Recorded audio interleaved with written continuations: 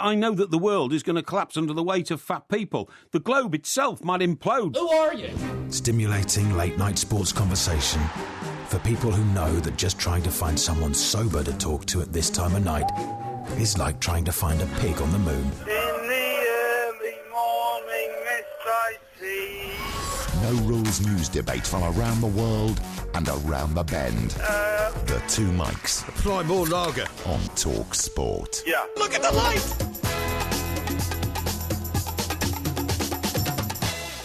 Tank and That's tonic. gin and tonic. Tanqueray. Tanqueray is gin. Tanqueray is known as Tanqueray. It's not generally known as gin. Well, it is gin, though. Well, it might be gin, but it's known as Tanqueray. That's rubbish. No, it's not. What a load of old cobblers. Tank and tonic. It's still gin and tonic. Tank and tonic. Plank and tonic, you should add. This is Talk Sport. We are the two mics, and I'm delighted to say that the Russians haven't got to him, and here he is, Mr. Mike, a Porky Parry. Very good morning to you, Mr. Parry. And a very good morning to you, Mike. And actually, funny you should say that, but if the Russians were after me, I would be rather worried. You would have to be rather worried, as indeed is this guy who's now being named in some of the papers this morning, who's supposed to be the source of this supposed smear story, for want of a better word, that Donald Trump is denying is true. Absolutely. Don't think that the KGB have gone away. They haven't. They've just reformed in a different guise. And they are just as efficient at what they do as they ever were. Yes, well, as you might expect, I've been looking into this a little bit, right? Yes. And this word compromat fascinates me. This is apparently what they use as the word for when they want to completely and utterly destabilise somebody. Yes, that's right. Or completely and utterly just wreck their character. Yeah. And the story that I've been told is back in 1999, Russia's Attorney General, the equivalent of the Attorney General, decided to make allegations of corruption against Boris Yeltsin, who was then the president. Yes. Right? Now, apparently, this guy, the Prosecutor General, was then the subject of a probe by some unknown people. Yes. And some grainy pictures started to appear of him cavorting with prostitutes all over the place, and it all started to appear on the news. It's common occurrence in very Russia. shortly, the corruption probe was ended. This guy was out of a job, and Vladimir Putin, who was the guy behind it all, was made Prime Minister. Yeah, he was, I think he was head of the KGB so that's the way at the time, that's the way it all works, Yeah, right? he was the man in the big office in the Black Lubyanka just off Red Square there, which was the head of the KGB. But it's now called all sorts of different names, like the FSN and everything else, you know. But it's basically still the KGB. And I think I've told you my favourite story about them before, when there was a lot of turmoil in the Middle East. And there were a lot of sort of, so-called peacemakers in there from America and Russia and everywhere else. And they made the mistake of kidnapping a Russian peacemaker. And the Russians didn't take well to this. The Americans had also had one of theirs kidnapped, and they were in diplomatic negotiation. What the Russians did is they sent the Spetsnaz, what are they called? Spetsnaz? Spetsnaz, you mean the sort of the SAS equivalent? The SAS equivalent of the KGB was sent to the Middle East. They kidnapped the man in charge of the group who'd kidnapped their diplomat, and they cut his head off. And they then smashed their way into the HQ of the group. This was like some Hezbollah splinter group, right? Something like that, some sort of, terrorist group in the Middle East. And they smashed their way into the building and kicked the door down to the room where the boss of this organisation was holding court. Yeah. And they rolled in the head of the man they just assassinated and killed and said... we would like our spy back, please. And the man was released within minutes. I'm sure he was. Yeah, absolutely. Yeah, none of this being chained to a radiator for 5 years or something. No, exactly. No, none of that nonsense. No. It's a waste of a radiator, isn't it? No, exactly right. We're talking to John Le Batelier coming up a little bit later on. Yes. He's always been very even-handed about Donald Trump. He knows that he's not his favourite person. He is a Republican, but I'm very fascinated to see what he has to say about Trump's conduct in his first press conference, because what we were saying earlier is he's just decided to make up his own rules. Oh. And he's not going to bother talking to CNN because he calls them, fake news types. He says that they make stuff up. Yeah. And it is quite extraordinary, really, that BuzzFeed, the people that published first this story, basically said, well, we haven't been able to verify this, but we're just going to publish it anyway. Make your own mind up. Make up your own mind. I mean, it's just incredible, really, isn't it? It is incredible. I could come on this radio station tonight and I could say, I've got a few stories about old MG. Oh, my God, you won't believe it. Somebody found him in a compromising situation in the back of a car in a dogging site on the A3 last night. Funnily enough, I'm going to tell you a story about that. Not about me, mind you, but about somebody who works for the NHS. But let me finish, because you're doing yourself down. And then I would follow it by saying, it's so funny. I mean, what do you think of that?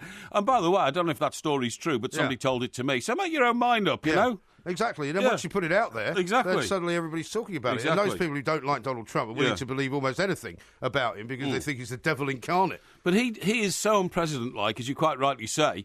So if this was any other president, it would be, a 16-man meeting of the communications division of the president's elite core government advisors. No. Trump just walks on stage and says, you're all bums. Yeah, and he's scumbags. I mean, the other thing that he did, which is totally against the rules of diplomacy and or governmental sort of behaviour, is he said that he didn't tell anyone in his organisation that he was meeting with the Secret Service, with the CIA. So nobody in his organisation, he says, knew about it, right? Yes. He goes and has a secret meeting with them all, at which point they deliver this dossier to him and say, what do you make of this? Apparently the Russians have got all this horrible, dirty information on you. And he says that within sort of about a few minutes of the meeting being over, it was leaked to the press. And he says, so therefore it was leaked by these guys, not by anybody that I know.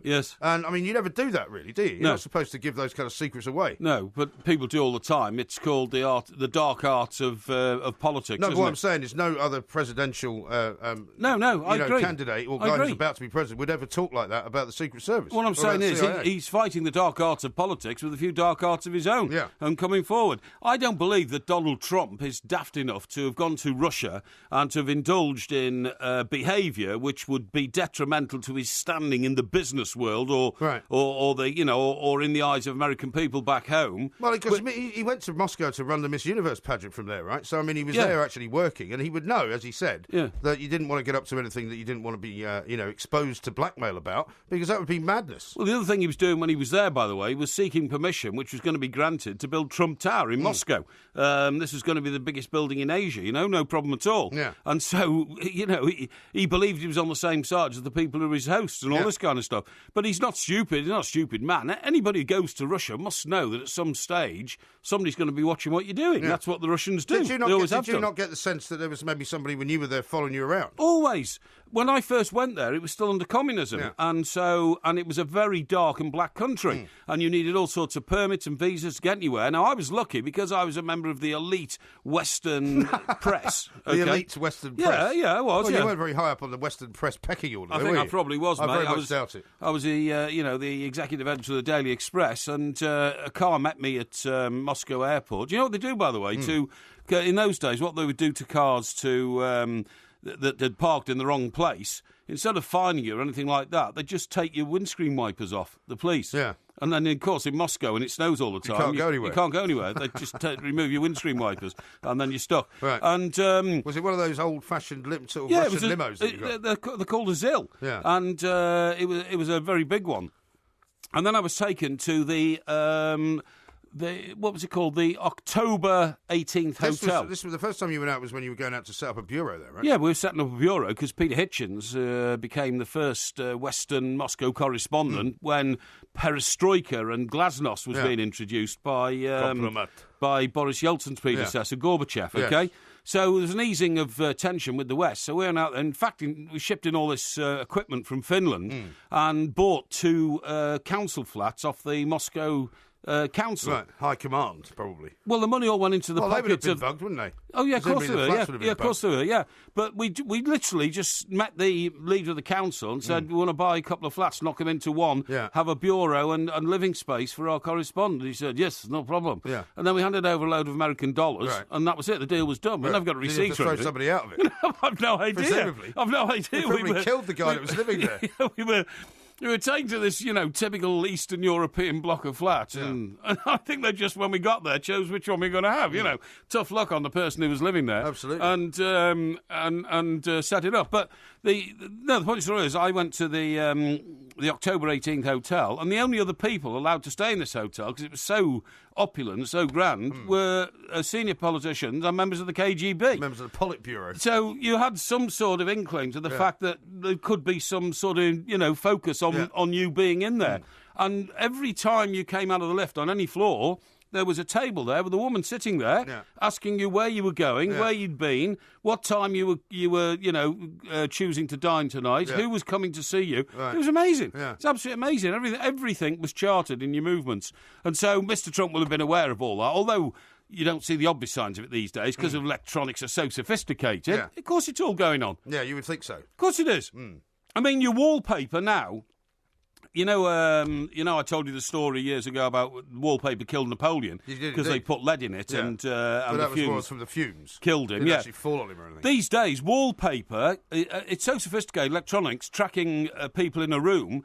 wallpaper can have minute... You've got to have smart wallpaper. Smart wallpaper can have minute eyes in it, which can actually... I mean, if you put up wallpaper over 6 square feet of wall, there's enough electronic devices in that for them to turn into a picture, your every movement in your room, on a screen downstairs. Yeah. You don't need cameras anymore or anything like that. No, and even if you did use a camera, they're very, very small. They're tiny, much smaller than the end of your fingernail, basically. Smaller than a pinhead, actually. Yeah, exactly. Talking about pinheads, what else have you got in the show tonight? Talking about pinheads, well, we've got lots coming up, right? We're going to talk about Liverpool, because a lot of people are saying they haven't won a game this season yet. Yes. This year, rather, I should say, this calendar year. They drew with Sunderland in their first Premier League game.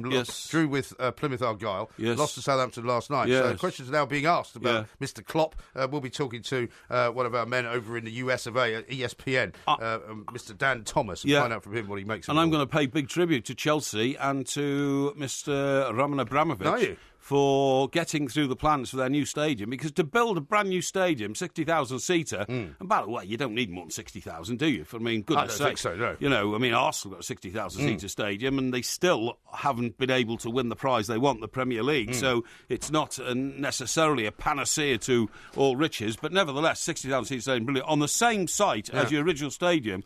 I mean, that is fantastic. That is a fantastic thing for football in this country. Well, we will talk about that, because a couple of people have already highlighted the fact that you said it's all right for Millwall to move out of London and you want Chelsea to stay. But that necessarily but there are reasons for that. Yeah, I know. Well, we'll get into those in a lot minute. of the Millwall fans have moved out of London. It's too late to talk about it. It is, because you haven't seen the time. And if you look at the time, you'll realise that it is too late. I don't take abuse lightly. The Two Mics. Simulcast across the UK on Talk Sport and Talk Radio.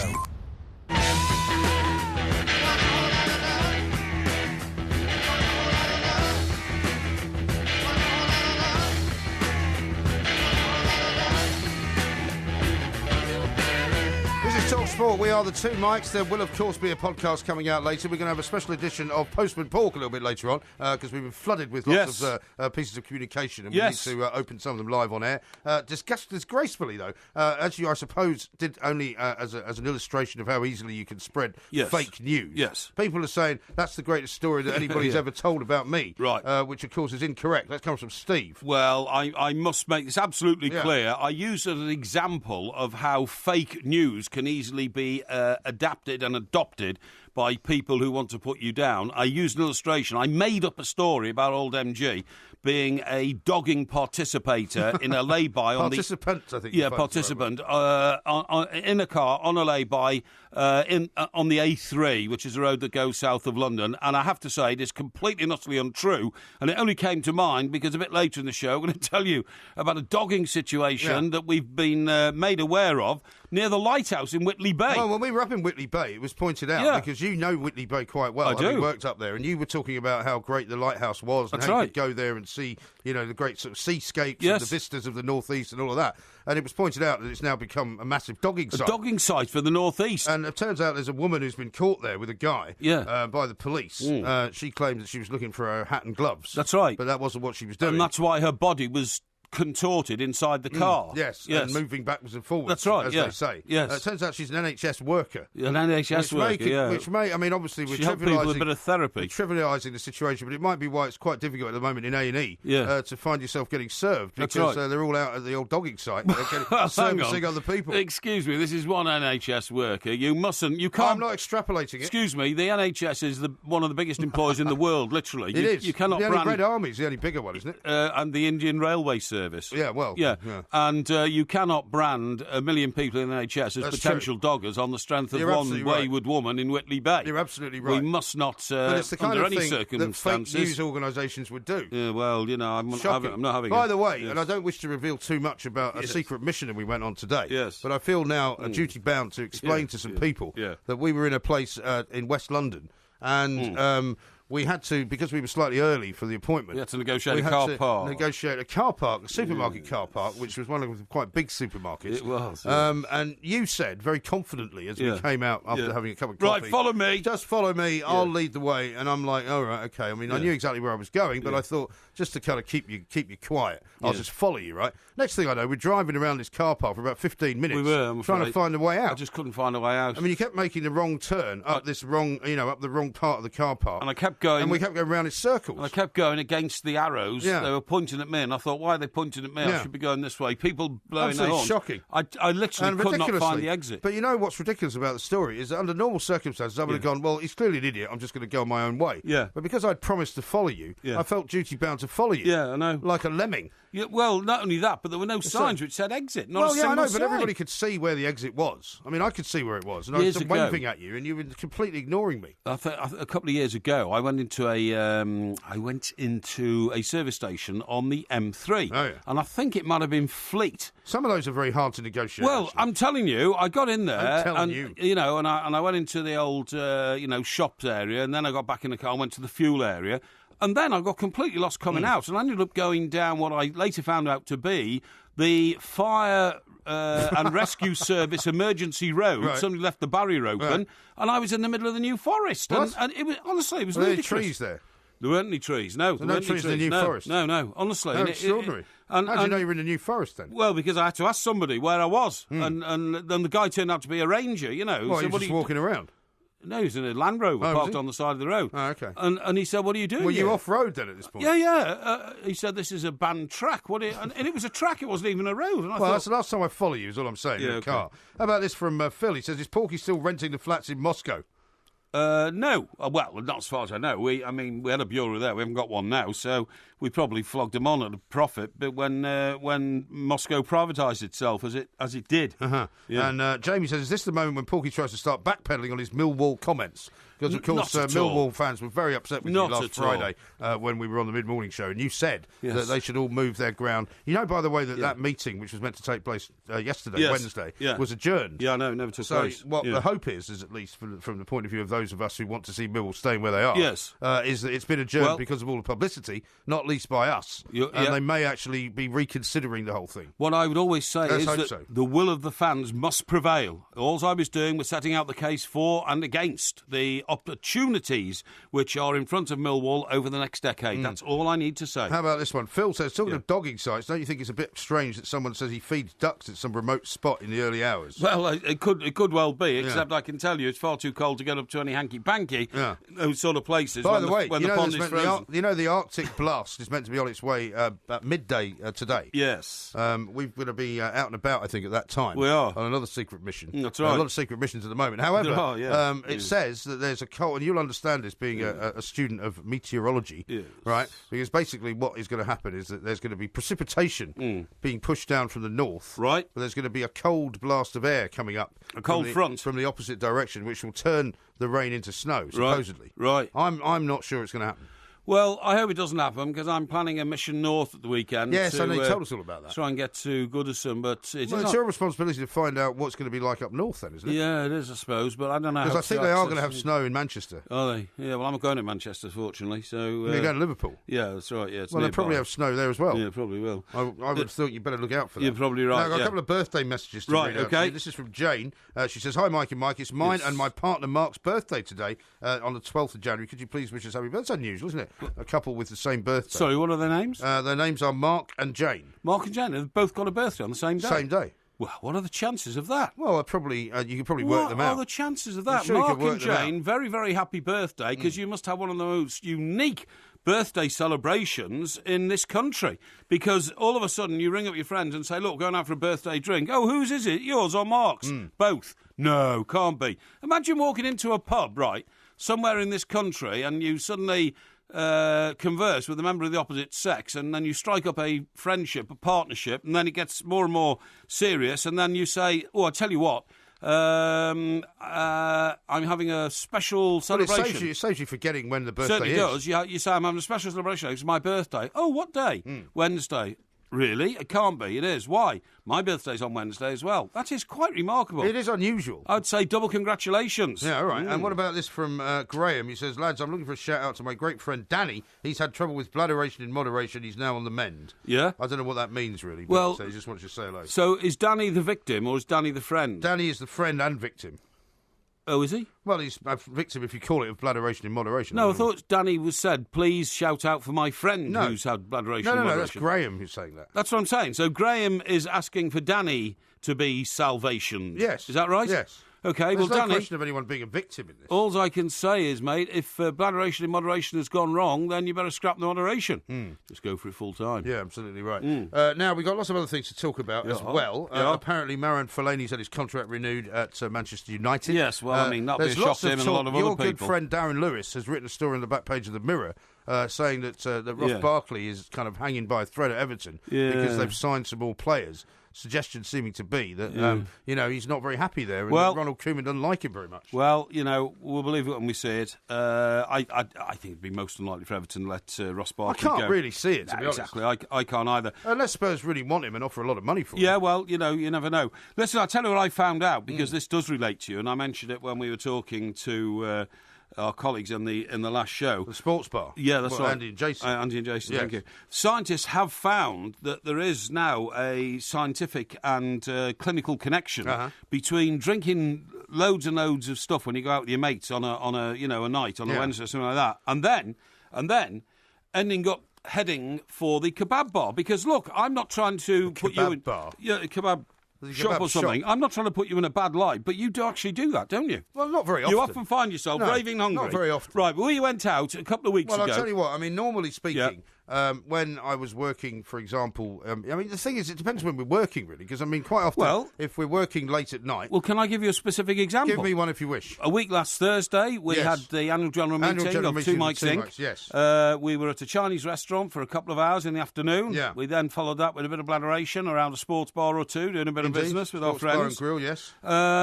We then maybe had a few more sherbets, but then as far as I did start hitting the old tequila. Well, yeah, I think you did, No shadow about that. As far as I was concerned, I was home and done and dusted by 9 o'clock. What? Now, by 9 o'clock... you were not home and done and dusted by 9 o'clock. That's absolute cobblers. 10 o'clock. Anyway, rubbish. Anyway, it came to my attention the following day or a couple of days later, you had actually sent out for takeaway food when you got home. Not correct, no. Or you picked up takeaway food on the way home. I had some food at home, which I ate. But you often do send out for takeaway food on those sort of situations. I would say occasionally. No, you do. You use this app called Eat It. No, it's not called Eat It. What's it called? It's called Just Eat. Just Eat, that's right. And you order all this Eat It. It's something completely different. And some poor guy who's getting paid about £4 an hour turns up on a broken-down motorbike and hands all this food to you. Yes. Yes? Yes, that does happen. Yes. Well, you kept denying it, and now you've admitted it. No, I don't. Well, your phrase, you keep doing it, is entirely incorrect. I would say, for example, that I do it maybe 4 times a year, right? Which is really not the definition of you keep doing it. Let me tell you this. Boffins have dished... This is important. Well, hold on. Boffins have dished up the science behind why we get the urge to eat after a few drinks. Alcohol is high in calories, should suppress appetite, but many cannot resist a quick snack later on because... Alcohol, it has been found by scientists, stimulates the feeding circuits of the brain. Well, that's not very exciting. The feeding circuits of the brain. Well, it's not a particularly interesting piece of news because everybody knows that. Everybody goes out and gets blood. And why do you think fish and chip shops are open late at night? Why do you think Chinese restaurants are open late at night? Hunger-promoting brain cells are activated by binge drinking sessions. When these circuits are suppressed with drugs, the boozed-up individual stops guzzling extra food. This doesn't sound like a scientific report to me. It sounds like tabloidese. But we'll talk weird. No, it was Weird Al Yankovic, remember him? Who? Weird Al Yankovic. No, who's he? He was a sort of comedian stroke singer who used to do, kind of weird cover versions of other people's songs and make them funny. Oh, really? Yeah. And did anybody ever buy them? Or? Yeah, he did quite well out of it. Really? Actually. I don't know what he does now. What nationality was he? He's American. American, okay. Weird Al Yankovic. You must have heard of him. Weird Al Yankovic. You must have heard of him, surely. No. I used to like that guy who, was it named Rodney somebody, Rodney no who? Respect, no respect, Oh, Rodney Dangerfield. Rodney Dangerfield, yeah. He's dead. Well, he did one song, is he? Yeah, he's dead, yeah. He used to run a club. In fact, he opened one of the first comedy clubs in New York called Dangerfield. That's right, exactly. In fact, it wasn't far from... where you used to live at one point. Did you not live up on the Upper East Side? I lived on 77th and 1st. Yeah, this was up around just past the Queensborough Bridge. It was like 60, I don't know, 63rd, 64th and 2nd. Near Bloomingdale's, wasn't it? Well, yeah, but a bit further east. That's right, yeah. A bit further east. Yeah. How about this from Hedy? In a room of just 23 people, there's a 50-50 chance of 2 people having the same birthday. Say that again. In a room of just 23 people, there's a 50-50 chance of 2 people having the same birthday. Rubbish. Well, that's been worked out. And Hedy says that she is Technische Universität Eindhoven. I'm assuming Headies... Nah, that's rubbish. There's 365 days in the year. We've done this conversation before. Yeah, I'm now getting a deja vu feeling about it. Yeah, OK. Well, yeah, but we can do it again. Let's move on. We can do it again, because I've got this here from Barry. He says, my stepdaughters were both born on the 16th of January and are 25 and 23 on Monday. That's amazing. That is amazing. That is quite amazing, that, yeah. I find that the number of people born in and around Christmas is quite a lot as well.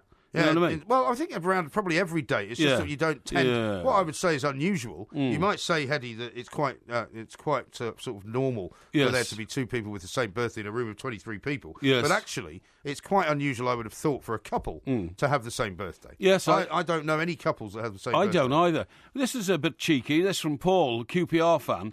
Porky, you have no place to speak about what people eat. I listen to you all the time. You seem to live off Wetherspoons fish and chips or frozen fish fingers or corned beef sandwiches. Healthy? I don't think so. Well, what's unhealthy about that? What's unhealthy about eating that kind of food all the time? Is that I don't eat it all the time. It's not a very balanced diet. Well, fish and chips is extremely nutritious. It's fish is much more nutritious if it's not in batter and deep fried. Yeah. I mean, if you had grilled fish, that would be much better for you. Yeah, I can't stand grilled fish. Why not? Tasteless. It's not tasteless. You just make it taste of something. No. You can grill it. You can bake it with a little bit of wine. No. Some almonds. It can be very nice. Trout with almonds, very pleasant. Honestly, not interested. And if you eat a lot of chips, that's not very good for you either. I don't eat chips with them much. I only have a few chips. You always put out a picture of your fish and chips. Yeah, but I never eat all the chips. Well, you don't eat the chips. Well, sometimes I order 2 rounds of bread and butter. Well, that's not very good for you then when I finish my fish and chips and there's a few chips left, you don't eat I any have vegetables, 2 do you? chip butties, eh? You don't eat any vegetables. I do. I always have peas. Peas, yeah, but I mean, that's anything. I'm talking generally speaking, you don't eat vegetables. I do. I've made myself like a chicken sort of casserole. A chicken casserole? Yeah. And what do you put in that? Well, what happened was I bought a really big plastic container full of chicken and vegetable soup. And I thought, where'd you get that from? The Co-op, I think. Well, I mean, when you say a big container, how big? Well, like a bucket.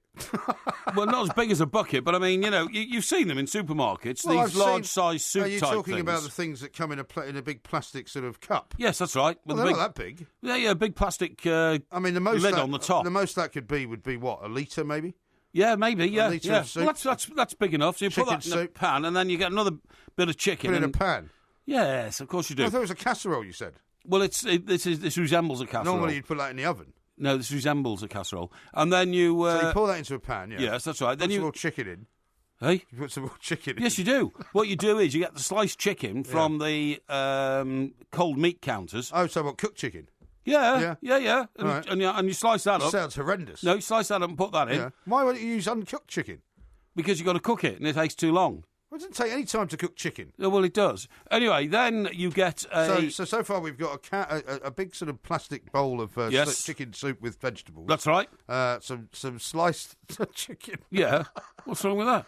Well, it sounds horrendous. No, I think it's quite practical. What else do you put in it? You might as well do what that rugby player did. Was it Sam Warburton? Oh, no. He put it all in a blender and drank it. That's disgusting. I wouldn't have that. Yeah. And then what? A tin of potatoes. A tin of potatoes? Yeah, no, because they're already cooked. Yeah, but so you're not cooking anything? No, you do. Because the nutrients have gone already. Hang on, let me finish.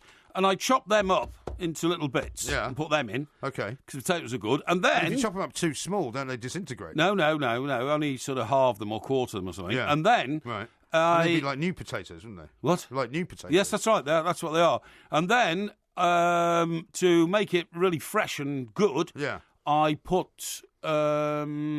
I'm trying to think what it is now. Oh, yeah, I get a carton of mushrooms. Yeah. And carton? Yeah. What, you mean uncooked mushrooms? Uncooked mushrooms. So the only thing you put into this so far that's not cooked already is the mushrooms? Yes, but I also then add... You eat like a tramp. No. I mean, you eat like you just found a load of stuff. Broccoli. In the broccoli. Broccoli. I just remembered I get broccoli. Broccoli. Yeah, broccoli florets, and I put them in. Right, but you have to cook those as well. Well, they cook within the cooking of the soup. That's what I mean. Yeah. So the mushrooms and the broccoli are cooking in the soup. So you just heat it up basically, boil it. No. And then it cooks. Yeah, it's all fresh. That sounds awful. No, it's not. It's brilliant, honestly. I really feel bad now. I feel like I should come round to your house and cook for you. Don't be ridiculous. Or make stuff for you and bring it into the office. And I put basil in it. Basil. Yeah, sounds great, honestly. Yeah, I'm sure it does. I'm going to make something very exciting later on tonight, which I may tell you about. Oh, yes? Which has got chicken in it, but it's not sliced chicken. Right, it's already cooked. It's actually uncooked chicken. Okay. Chorizo. It's going to have a little bit of rosemary in it. Chorizo. And it's going to have some carrots and some celery. Oh, okay. Sounds some good. Smoked paprika. Well, good luck. And it's going to have couscous. It's going to be great. Yeah, okay. Yes, it's going to be really, really good. In fact, I'll send a picture out so I know how much that annoys you. Yeah, okay, yeah. Yeah, I'll just ignore that Steve says this, if Porky had a pseudonym, it would probably be Weird Old Plankovich. Weird Old Plankovich. Yeah. That's quite rather good. That's quite funny, that, although completely inappropriate, of course. Yeah. John says this from a Liverpool fans' point of view. 10 points from the last 12 available, still in both cup competitions. Mike Parry would love those problems. Yeah, Just to be serious for a moment, we are going to talk to Dan Thomas from ESPN about it in a minute. Yes. But, I mean, Jurgen Klopp didn't look too upset that they'd lost 1-0 last night, but, I mean, it could have been a lot worse. They should really, I suppose, have lost 2 or 3-0, and I think Jurgen Klopp is quite relieved it's only 1-0. And the problem is that with games like that, you know full well what's going to happen now. Liverpool are going to win convincingly at Anfield and take the tie and go to the final against Manchester United. Well, everyone expected it to be a final, but like that. But Southampton actually looked pretty good last night. Well, they did, but they haven't looked good every game this season. They've been indifferent in their form. What I'm saying is, when they had so many opportunities and didn't take them, I'm afraid you get one chance at Liverpool in that sort of situation and one chance only. Yeah. So they've blown it. Okay, well, we'll talk some more about that coming up. Andrew says, my ex-girlfriend was born on the 4th of July, as was her younger brother and her mother. Her younger sister was born on July the 2nd. That is absolutely amazing. It is, isn't it? And born on the 4th of July. Yeah, that was a movie, wasn't it? I'm your Yankee Doodle Dandy. Why would you sing that? Yankee Doodle do or die. I thought you were going to sing the Bruce Springsteen song. No, because who was that I was singing? Hey? Who was the actor in that? Wasn't that not Jimmy, what's his name? James Cagney. James Cagney, yeah. And it was the only musical he ever appeared in, and the only one he sang in. He won an Oscar for it. He was so good at dancing. He used to dance down the steps and all that. It's not one of my favourite films. Well, I must admit, I think I've seen it once and I wouldn't want to watch it again. White Heat's my favourite Jimmy Cagney film. White Heat? That's the one where Is that the one, you dirty rat? Yeah, where he has the terrible headaches. Yeah, you killed my brother, you dirty rat. And he has terrible headaches. Does he? I don't know. You don't remember that one? No. Well, that's one of the more famous sort of gangster films. But I thought James Cagney was a great actor. Angels with Dirty Faces. Remember that one? Maybe, I don't know. I can't so you remember. only know Yankee Doodle Dandy? I'm your Yankee Doodle Dandy. Well, how about this then? How about this one? From Sean. Doodle do or die. In my family, me and my aunt are born on the 11th of January. My dad and my cousin are on the 12th of November. Wow. And my cousin and auntie are the 20th of March. That's absolutely amazing stuff, isn't it? So it's maybe more... still, I don't know of any couples, though. Or very many couples who have the same birthday. Couples who have the same birthday... no, apart from Jane and her partner, who she told us about. Now, Scottish Bull says this: me, my dad, and my granddad are all born on November the 21st. That's amazing. 365 days in the year. My younger sister and our colleague Mr. Brazil's wife have the same birthday. Well, that's not a very close connection. No, I don't suppose it is. But also, Mr. Brazil and my other sister have a birthday on the same day. Which one? Sue Ellen, the other one? Yes. So Sue Ellen and Alan Brazil have the same birthday. Well, that's a much closer connection. Yeah, exactly. Yeah. In more ways than one. Yeah, it is. Yeah. I think that's true, but I'm not sure. But I think it is. Yeah, I'm sure that's so. It might the not case. be true. No, it is true. It is true. Definitely. Yeah. Scott says, "Who said Porky doesn't eat healthily? Didn't he have coleslaw with 25 pounds of KFC bucket chicken?" No, I threw the coleslaw away. To be honest, I can't stand coleslaw. It's made up of chopped up white cabbage. That's isn't right. it? Yeah. No, I'm not a big fan of coleslaw, but I eat it occasionally. Abdul says, "Not quite the same, but my sister and I were born on the 15th and 16th of the same month." 3 years apart. Pretty amazing. It's not the same at all. No, well, it's got to be the same day, isn't it? Yeah, it's got to be the same day, Got to be the same day, definitely. But you still think, where's the mathematical equation here kicking in? 365 days in the year and so many people being born on the same day. Well, yeah, but I mean, if you think of the number of people in the world... Well, there's 7 billion people in the world. Yeah, so, I mean, there's bound to be quite a lot of doubling up. Well, look, there's probably a lot of people in, Guangdong province in China who have the same, some distant province in China who have the same birthday as me. What about Sichuan province? Yeah, that one as well. Yeah. But I've never come across anybody in this country who's got the same birthday as me. What's your problem? You've got loads of people who've got the same birthday. No, I've never come across one. That's all I'm saying. Some of the tweets coming in. Yeah. One from Brunton who says, Mike Parry eats like a tramp. which I think is my quote, actually. Yeah, it is your quote, and people pick up on it, you know what I mean? Says, that's the worst chicken casserole I've ever heard of. Well, it's a quick one. That's, it doesn't take too long to do. And here's one from Dev. He said, Porky saying he cooks is like me saying I'm a builder because I put some bricks in a pile. Oh, yeah, sure. No. Now, coming up next, we're going to talk to our friend Dan Thomas from ESPN, but I'm also going to have to tell you some bad news, which we'll pick up on in the next hour. Yes. And that is that Victor Lowndes, one of the founders of the Playboy Club in London, has died yesterday at aged 88. I know, to explain to our... with a very colourful life. Oh, yes, to explain to our millions of listeners, Victor Lowndes was Hugh Hefner's man in Britain, wasn't he? Yeah. He launched the Playboy... It was his idea to actually make Playboy bunnies in the Playboy Club. And give them their costume and all that kind of stuff, and he actually designed them to make the ladies look very sort of shapely, if you see what I mean. Yeah. And in fact, his girlfriend, who was about 20 years younger than him, or 30 years younger than him, Marilyn Cole, as I remember... was, I think, in fact, Marilyn Cole, a Playboy centerfold girl. And, she was. And she was on the front of Playboy, and she was in front of loads of other magazines. And in the middle of it. Yeah, a very, very attractive woman, I have to say. Yes, indeed. Well, we'll talk some more about that. Yeah, definitely. We're out of time right now. Definitely. We now have to talk football with Dan Thomas, who's host of ESPN Great. FC. The Two Mics, simulcast across the UK on Talk Sport and Talk Radio.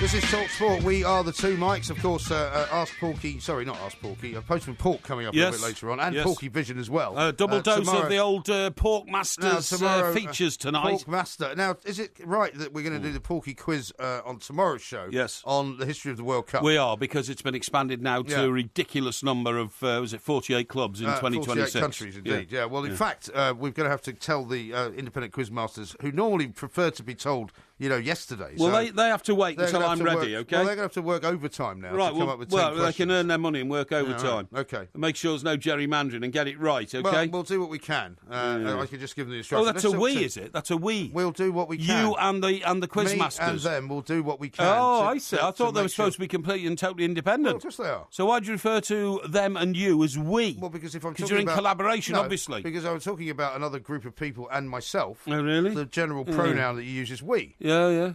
Why wouldn't you use that? Anyway, let's talk to Dan Thomas. He's been waiting long enough. He's a very sensible man, works for ESPN, hosts ESPN FC. He knows his onions. There's anything wrong with Liverpool. Dan, a very good morning to you. Welcome to the show.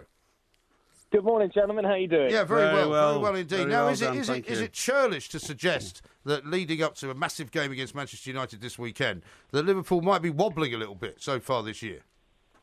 Well, I suppose if you just look at the stats alone, you would think 3 games without a win, back-to-back games in which they haven't scored. Is it time, maybe, for Liverpool fans to have slight concern?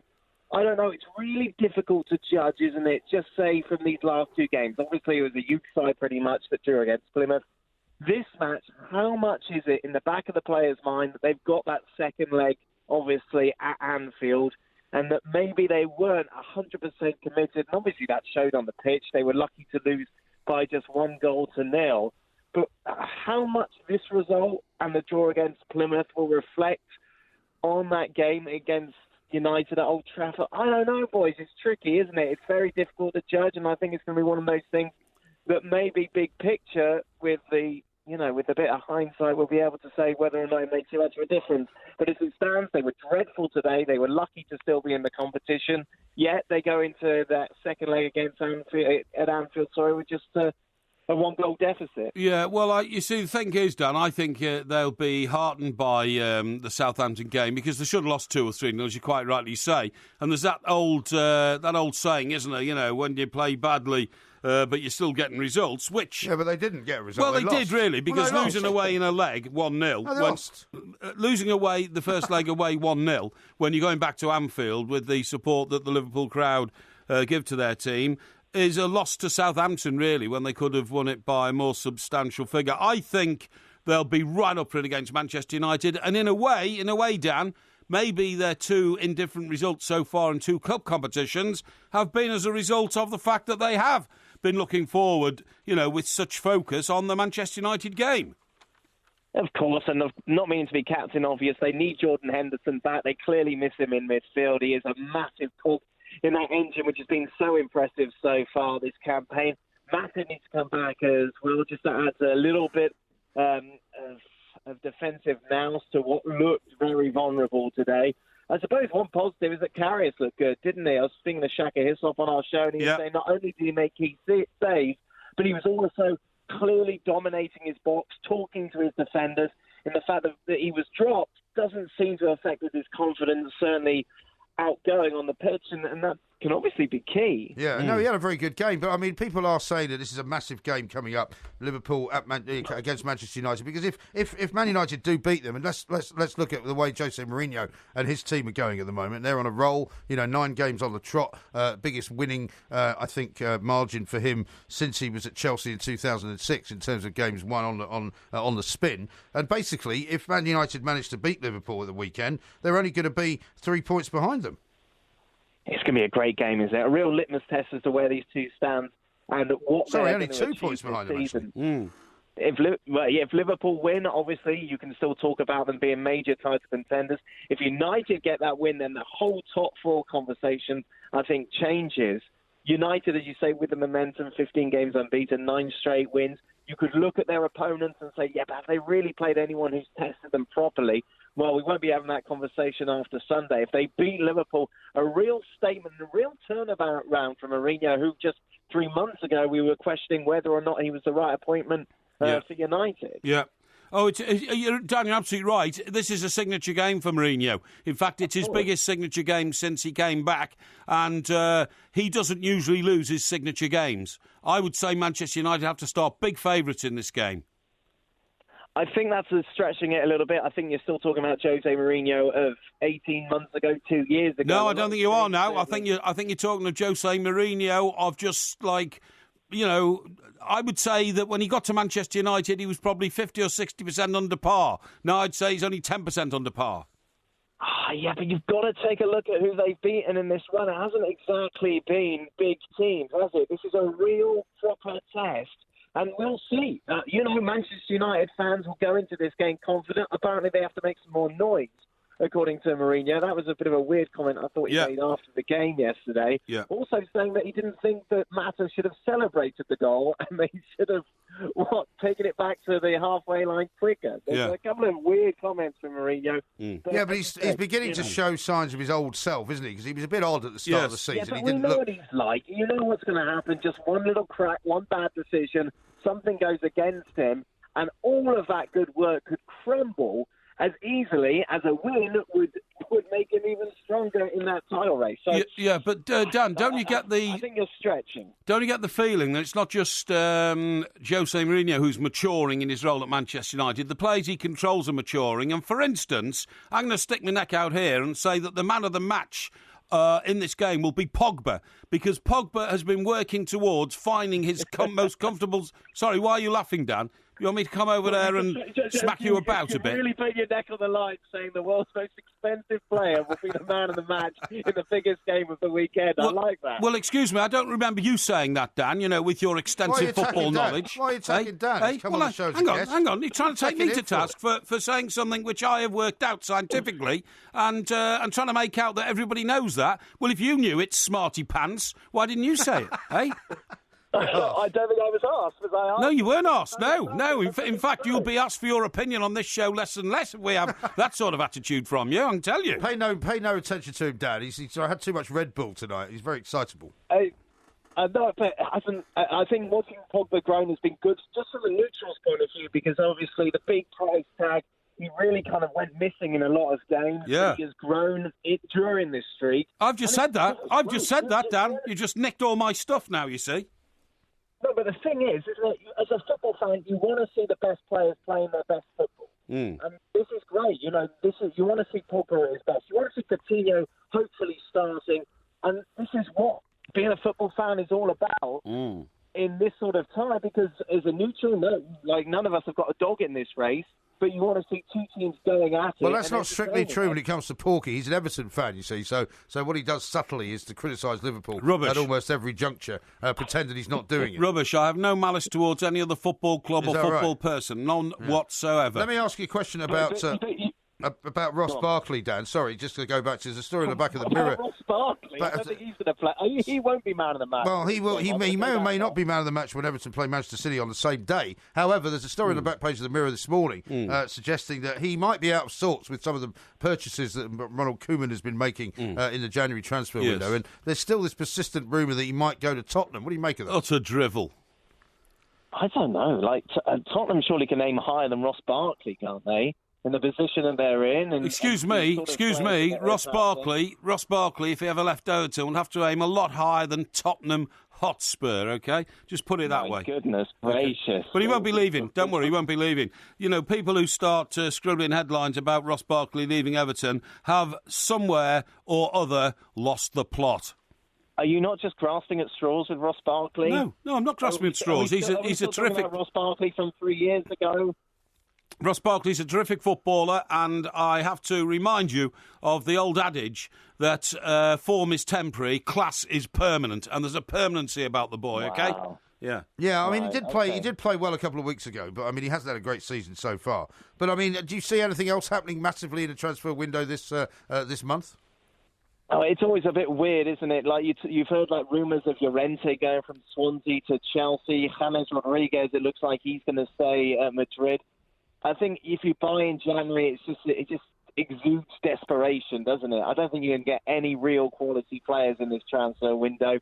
Schneidlin's a good pickup for your boys, I think. Hopefully he can replicate the form that he had at Saints. Yes. But like with regards to the title contenders, I don't think we're going to see a lot of movement, are we? No, I don't think so. Well, normally it's pretty quiet, but there's usually one that kind of stands out. But listen, Dan, thank you very much for putting up with Porky thanks, Dan. and his ranting. I'm terribly sorry that you get invited onto a show and then you get shouted at. And any of my material you want to steal and use elsewhere, Dan, just feel free. Feel free. What, you mean you're not going to bill him for it? Not going to bill him for it. Not like you. No. How about this from Gloaty, who says, apparently there's been a sighting of a panther near Watford today. The police are everywhere. Have you heard anything?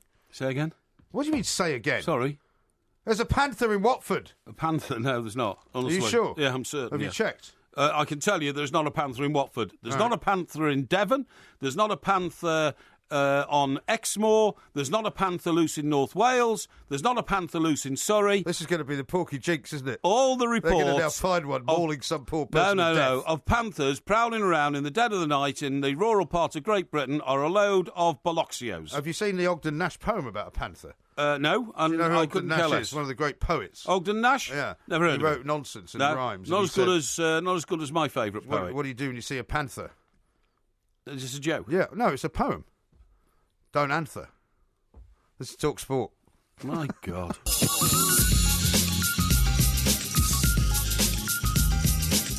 Back to the born on the same day scenario. We've got lots of tweets on this.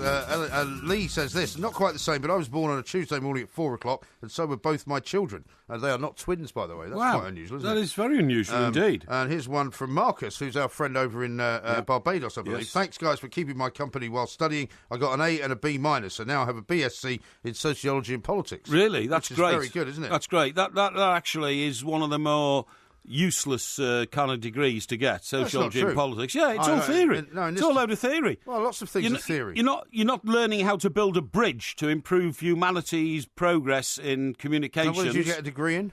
You didn't, did you? What? Life. Oh, you got a degree in life? Life, yeah. What, did you get a D minus? If you...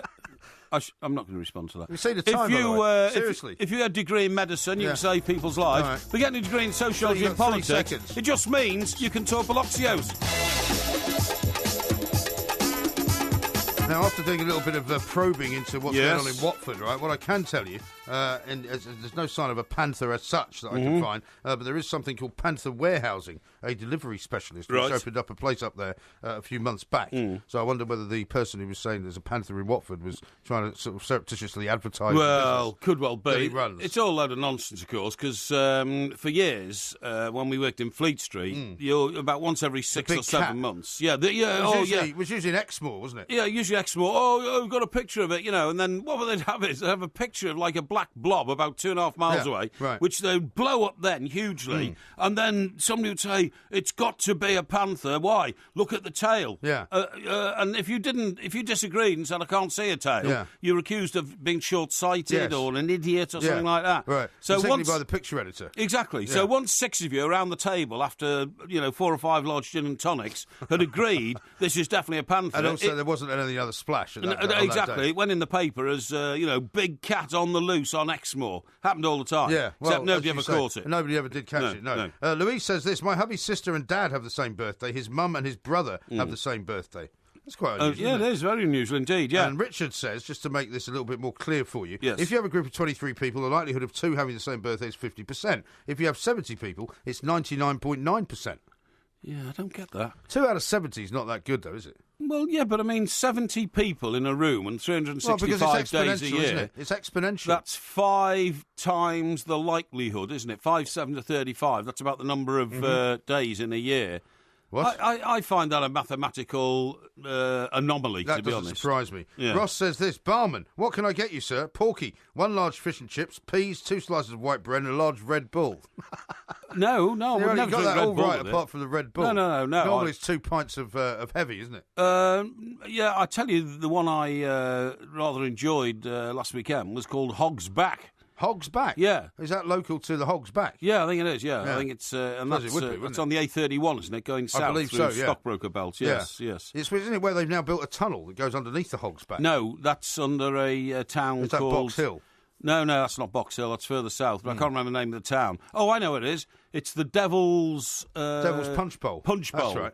Is the name of the pub above it, but I can't remember what it's called at the town. I remember when we went down south, in fact, when we were going to Bournemouth, we went called that in way, at the Devil's Punch because, Bowl. Because the pub that we went to, in fact, on the way down for a sandwich, he said, carefully, was that basically it used to be on the main road. That's right. But we had to, and I mean, they must be losing an awful lot of business because it's now effectively at a dead end. No, it's not actually. Funny you should say that. The road used to run through and the Devil's Punch Bowl was on the left. Yeah. Before you came Is down that to the actual name of the pub? It's the name of the pub, right, okay. Before you came to the junction in this town, the name of which I can't remember, Cassidy and Lee, the news agency, moved there when they moved out of Guildford. Does that begin with an E?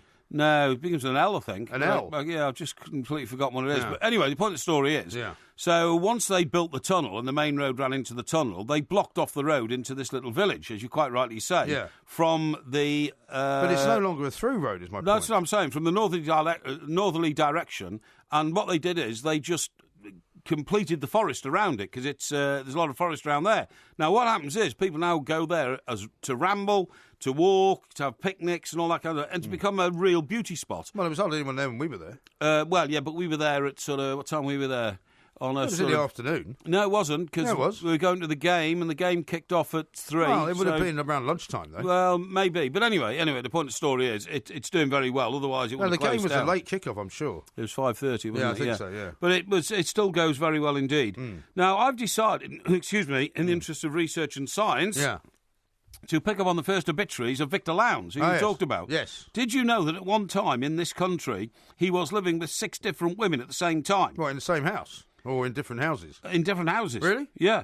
He had I think he used to live in Highgate, didn't he? Well, he had homes in Belgravia, Manhattan, Spain and Colorado. Okay. That's the first 4. A woman in every one of those. A woman in every one of those, yes. And presumably they all knew about each other. Because he wasn't a bigamist, was he? Well, I don't think he was married to any of them. That's what I mean. Yeah. Well, they probably all knew about it. He was known as a modern-day Casanova, revelling in wealth and notoriety. Lived with 6 women at a time, he told his friends. He had no reservations about running a business based on the exploitation of sex. That was his own admission. He said the publisher of a home economy magazine would not feel guilty about exploiting people's interest in their appetite for food and keeping their homes nice. So I have no problem at all with developing their interest in sex.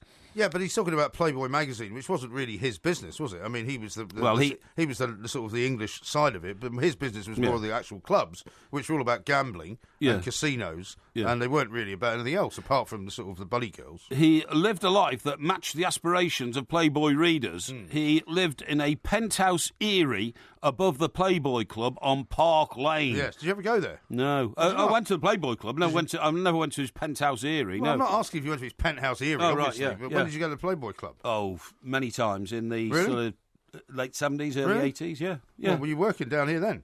Yeah. What did you have, like a gold card or something? Early 80s. No, I didn't have a gold card, but we had an open invitation to go. It was absolutely no problem. Really? Yeah, I liked it. You never dated a bunny girl then? No. Why not? Well, I'm pretty sure there was a kind of no-touch policy. Well, of course there was a no-touch policy. No, by that I don't mean no physical touch. There was a no-contact, social policy with the bunny girls, you know what I mean? You weren't allowed to sort of slip them a note. I only went there once, right? I'll meet you afterwards. I went there once, and I was quite young. And in fact, it was before I went to New York. And I think I got my first job working for some magazine. Yes. And my sister had got her first job working for this very well-to-do brokerage firm. Yes. And they had a couple of clients that had come over from India, funnily enough. Right, yeah. And so we all went out for a drink, and it turned out that one of the guys from India had taken a bit of a fancy to her. Yes. And so we all went off to the Playboy Club. Right. I've never had any money in those days. No. I literally had hardly enough money. A bit like now, really, isn't it? Well, now I've you're got in the loads pub of with money. me. Well, no, now I've got loads of money, but I have to give it all away. Yeah, exactly. Unfortunately, to all my various dependents, right? Yes. But no. So it was decided that we'd all go to the Playboy Club, and one by one, everybody drifted off until it was just my sister and this guy and me. Right.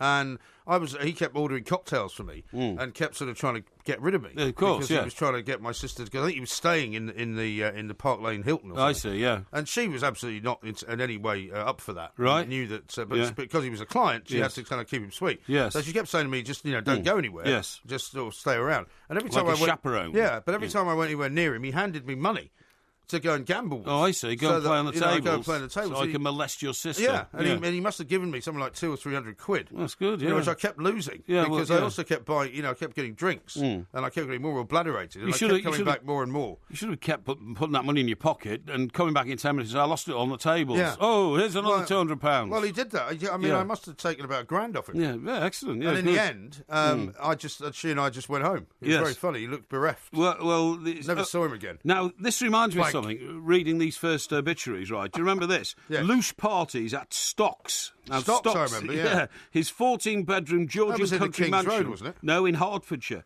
No, there was a club called Stocks in Kings Road, I'm sure. Well, this is his house. I remember this house because I think I've gone and doorstepped it a couple of times. Louche parties at Stocks, his 14-bedroom Georgian country mansion in Hertfordshire, equipped with the largest whirlpool bath in Europe, involved copious quantities of sex and champagne. They drew celebrities, among them Jack Nicholson, Warren Beatty, Tony Curtis, John Cleese, Peter Cook and Tom Stoppard. One notorious party in July 1979 to celebrate the 25th anniversary of Playboy magazine lasted 25 hours and involved a fairground, acrobatic displays, 8,000 bottles of champagne, 500 bottles of whiskey, and according to those who could remember, naked romps in the bushes. I think the party must have been quite happy, said the journalist Aubrey Moore, but if you ask me where I spent the night, I have absolutely no idea. Sounds very hedonistic, and I guess it was the English version of the Playboy mansion in Hollywood, right? Yes, that's right. Where Hugh Hefner was. He sold that, by the way. Do you remember he put it up for sale? But he wanted to was still able to live in it. But wasn't it too seedy and run down for anybody to want to buy it? Yeah, I saw a news report on it. It looked pretty horrendous, actually. That's right. Just one last report here on Victor Lowndes, and we'll leave it alone. The people he kept company with were once described as a huge collection of pimps, prostitutes, recidivists, bankrupts, drug addicts, and freeloaders. Well, mate, you never made it to one of these parties. Exactly. You're going to come into at least one of those categories. What a shocking state of affairs. Absolutely. Dev says this: I hope this Porky Jinx doesn't extend to large animals. It would be like Jumanji outside. This is Talk Sport. The Two Mics, simulcast across the UK on Talk Sport and Talk Radio. Hello, this is Tim Vine on Talk Sport. It's Mike Parry's postbag. I can't wait to see what's in there. Postman Pork, Postman Pork, I eat my chips with just a fork, 'cause then I can still talk. As we say, possibly the worst jingle for anything that we've ever done. But practical, if you see what I mean. People seem to like it, yeah. Because if you mercifully chips short. with a fork, you can be leafing through your mail at the dining table. A lot of people actually did complain about the extended version of Help that you sang yesterday due to the misfiring of one of the keyboards. You might say that, but in fact I got a terrific amount of goodwill letters. Right, it's Postman Pork. Yeah, so what have you got for us this morning? I hope we're past the Christmas and New Year packages because... Oh, we are, but we've got a tremendous amount of mail here, so I'll get into this first one here. Here we go. What's the first one? Right, here we go. Let me see. And this is addressed to Postman Pork at Talksport Towers. Well, that's how it got here. That's how it got here. And it's from a guy called Douglas Oxer. Oxer? Oxer, O-X-E-R. Okay. And he's from Bolton in Lancashire. All right. So we like to hear from people from Lancashire. We do. Now, let me see. He also has something to do with the Bolton Language School. What? The Bolton Language School. Oh, I don't know. I suppose it's where they teach people languages in Bolton. Boltonians. Yeah, I mean, do they teach them put dinner in job? Oh, no, that's Yorkshire, isn't it? When was that, that poem you read out that was meant to be in some kind of old English dialect? I don't know. Do you remember? I don't know. What do you mean, why are you looking at me with such vacancy in your eyes? Because I've got to get on... I don't remember anything that we do. Hang on, I'm doing the current Postman Pork. I can't do a past one. So it says here...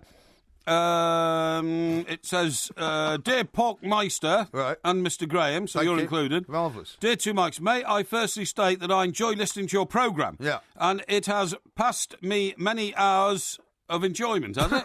Why has it passed you? Yeah. Are you sure you're reading that right? Yeah, I think so, yeah. And you have discussed some very interesting subjects. And you have raised some very interesting facts. What's your problem? Why are you reading it like a 5-year-old? Well, I'm not, because... that's how you read, isn't it? I mean, it's amazing you can get through any journals, the speed with which you read. Yeah. What next? Douglas has attached a business card. And card? Yeah, it says, Douglas Oxer will always give the best we can. That's on his card. All right. He says, Bolton, Lancashire, Kelter-trained teacher. What? Kelter, C-E-L-T-A. What's that? I don't know. But it's what he says he is. So listen, is that like Celtic? Eh? Is that like Celtic? We will always give you the best we can. They don't speak Celtic in Bolton, do they? No, Kelter, C-E-L-T-A. Yeah, I know, but is it like Celtic? He says anyway. Look, one of the the reason I am writing is that I am part of running a language school in Bolton. Well, do you know what I'd do first, Doug? I'd learn how to speak English properly.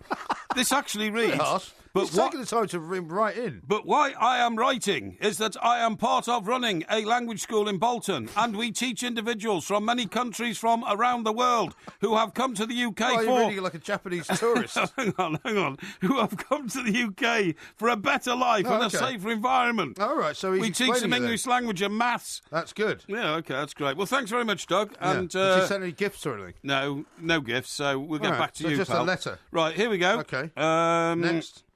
Here we go. Who's this one addressed to? Well, this is addressed to Porky's post bag at the Two Mikes Talk Sport. That's incorrect, isn't it? And it's in felt tip pen, but it's not green, it's blue. It should say Postman Pork, shouldn't it? Well, Porky's post bag's okay, so let's open this here. You're lucky it found its way here. Let's open, let me see what it says here. Right. Here we go. Oh, here we go. This is from Roy, who signs himself Roy Dracula from Croydon. Roy Dracula? Yeah. All right. If you've been to Croydon, I have. you could bet that... Sadly, in fact, we're going to be going there to go to Crystal Palace game soon, aren't we? Yeah, we are, actually. Yeah, it's a week on Saturday. Through Croydon. Week on Saturday, yeah.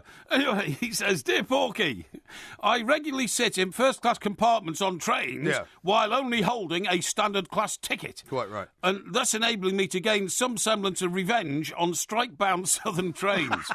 In addition, it means I can avoid the great unwashed. Should I continue this practice, or is it morally reprehensible? Well, regards, Roy Dracula, Croydon. Right. He's not biting into any of their necks, I suppose. Well, exactly. The only advice I can give you, Roy, is we do not advocate breaking the law under any circumstances, okay? Right, let's get to the next one. You can always upgrade, can't you, if somebody comes around? You can always upgrade, yeah. Now, this one is... The letter says, Mike Parry... Postman Pork, the Two Mikes Talksport. Okay. So it's quite a bit of this. So all three things. But then it says, this is so interesting, and it's Royal Mail Croydon again, so we seem to have a lot of... It's not from Roy Dracula again, I think it's from Roy Dracula. It says, inside this envelope, Alan Ball and Brian LeBone. What? So I presume that these are football cards inside. Well, it's not them, is it? Well, it's not them, obviously, you idiot, you know. So I just open this here. Sorry, I bashed the old microphone there. Careful, it's a big because, package. it's very delicate, the machinery in here. Right, no, it doesn't seem to be any football cards. Oh, here we are, there's two football cards. Two football cards. Wow, I have to say, this is quite spectacular. What kind are they? Are they the old-fashioned kind? Yeah, here we go. And they are pictures of Alan Ball, and they appear to be... Both in Everton kits? Both in Everton kits. The traditional Everton kit from 1970. Yeah. 1970 league-winning team. The blue shirt with just the white collar, white shorts, white socks. And they come, in fact, from a national newspaper.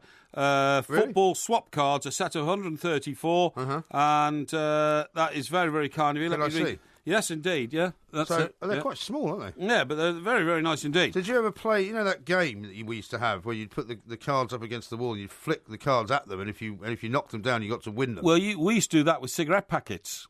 What? Cigarette packets. At school? Yeah. Yeah, with cigarette you went packets. to a very rough school. Well, no, I didn't went to a very good school, but every parent smoked in those days. Right, now then, this comes from...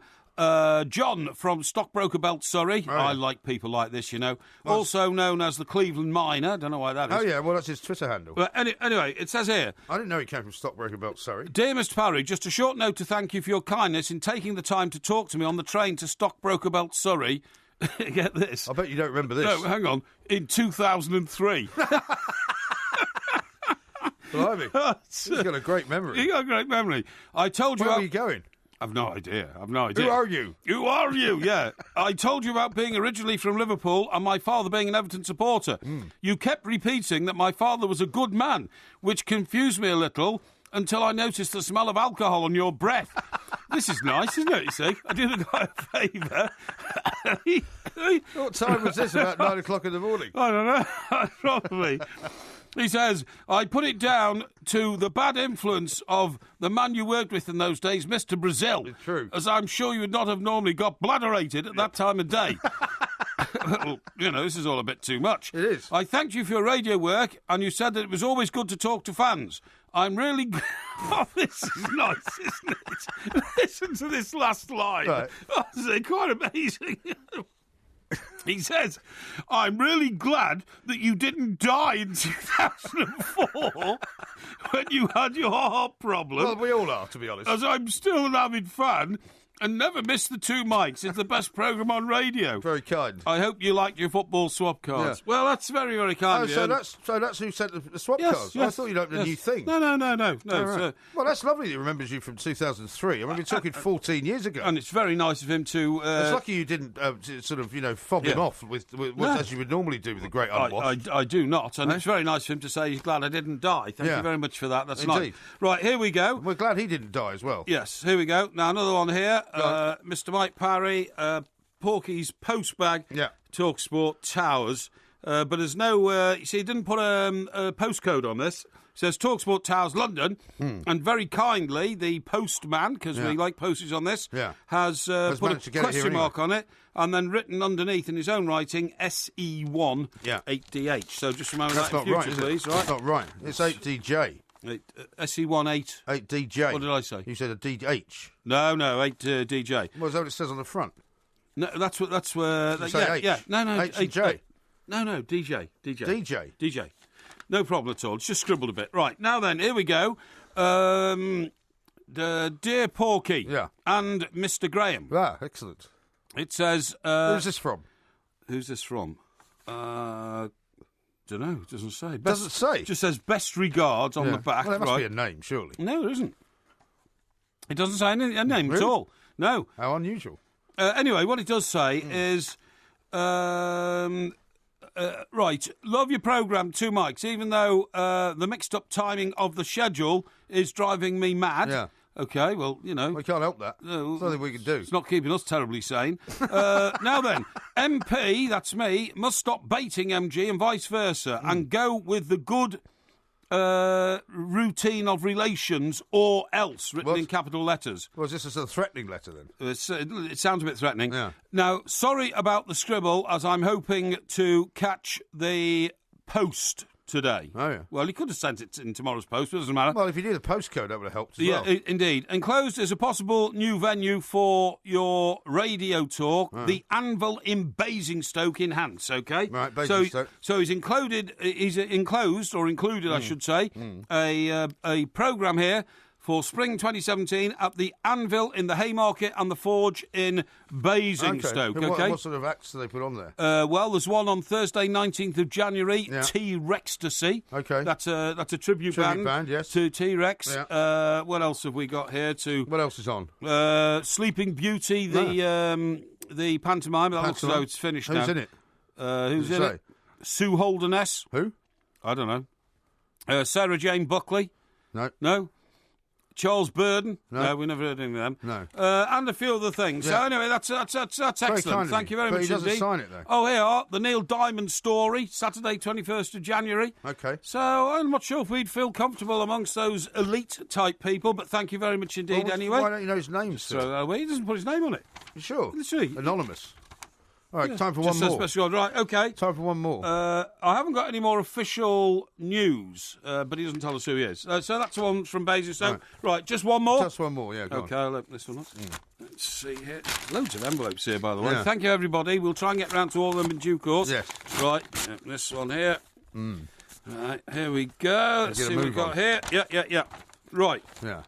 This is from Whetstone in London. Whetstone? Where's Whetstone? It's North London. It says North 20. It says near Barnet, that way. North 20. Yeah. Right, it says, Dear Porky. Yeah. And it's from a man called Michael Stern. Stern? Why do you know it's not Stern? Well, it is Stern, probably. Stern. S-T-E-R-N. Sounds a bit German. Yeah. Right. Dear Mr. Parry, how wonderful to hear you back in full song on TalkSport Radio.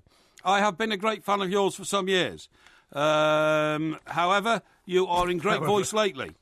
I understand that you were missing for a while due to ill health. Well, that was only about 10 years ago, actually, Michael. It sounds like a ransom note, this. Yeah. I trust you are now better and hope you will continue in good health. That's very nice. And on TalkSport with your chum for many years to come. I suppose that's you. Yeah. You really are an original and outstanding broadcaster. It's very kind of you, Herr Stern. I'll just read that again in case anybody missed it. You really are an original and outstanding broadcaster. You actually love reading stuff out, don't you? Well, Do you not find stuff that's not quite so hang on. self-congratulatory? Hang on. If people are going to write to me, the least I can do is read their stuff out. Thank you for all the pleasure you give me. And it ends by saying many, many, many thanks. 3 manys, thanks. Yeah. Very best wishes, Michael Stern. That's very, very kind of you, Michael. Nice. Thank you very much indeed. Very good. Well, that was a lot of very interesting and congratulatory pieces of mail. Absolutely terrific stuff. Keep them coming. Thank you, everybody. So why don't you tell everyone where to send the stuff to? You send the stuff to Porky's Postbag. No, it's Postman Pork. Sorry, Postman Pork. That's right. Postman Pork at TalkSport Towers. Yeah. Which is at 18 Hatfields. No, is it 18 Hatfields? Yes, 18 Hatfields. Sure. Hatfields. Okay. Which is London SE1, that's South East 1. Yeah. 8 DJ. And remember that because DJ is, of course, the sort of person we employ on Virgin Radio here who are on the ground floor in our TalkSport Towers building. You don't have to say where they are. And have a glass wall so you can watch them as they work. That's true. This is TalkSport. Yeah.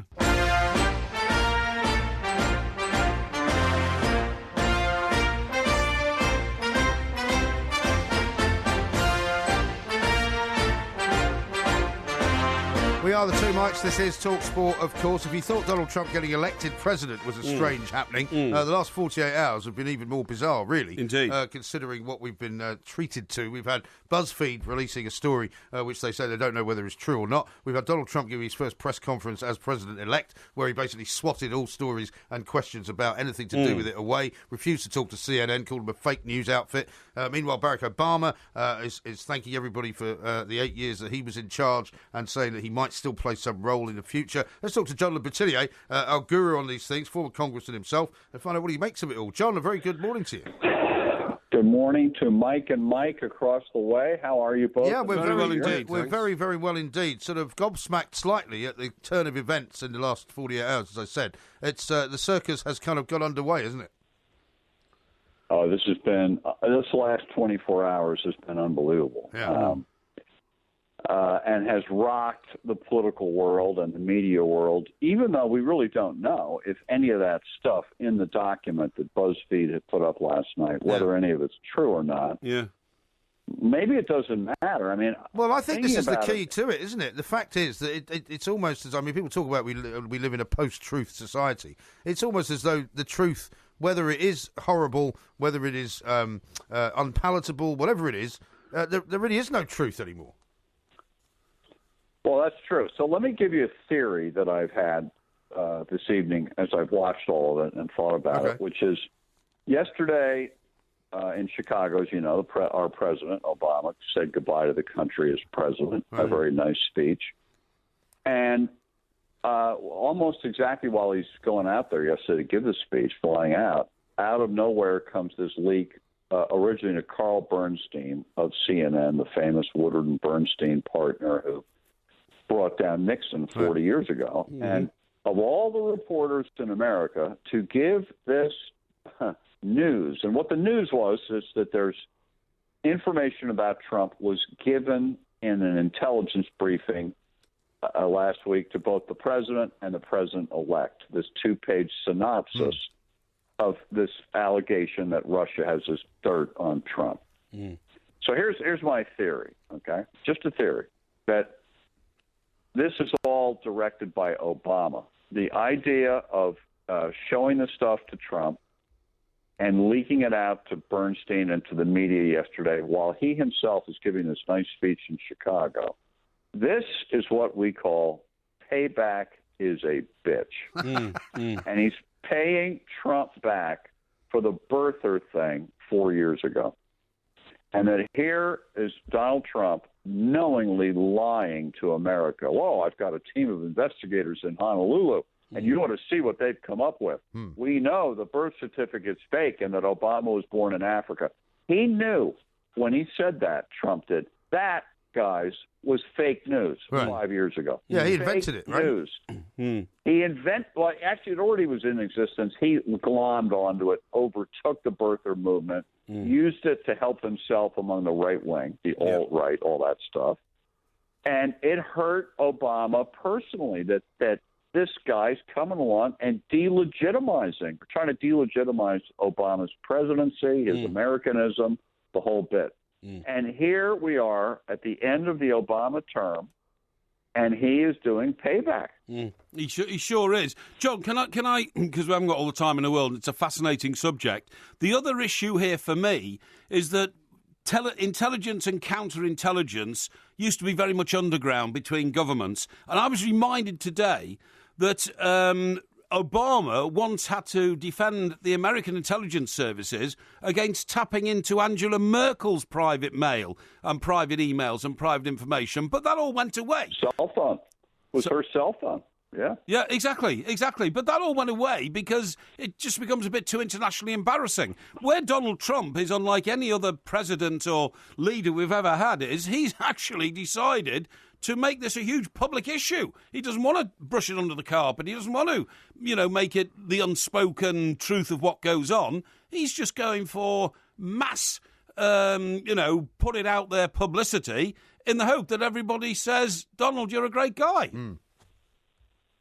Well, that's true. There are a lot of different tentacles that are coming out of this thing. One of which is that we've never had an incoming president basically at war with the intelligence community like Trump is. I mean, even today at the press conference, he was nasty about them, about the leaking, and he blames them for leaking this thing out. And I think they've said enough. We're not going to take it from Trump. He's been denigrating us since the election, and we've devoted our careers to helping the country, and we're not going to have this guy come in here.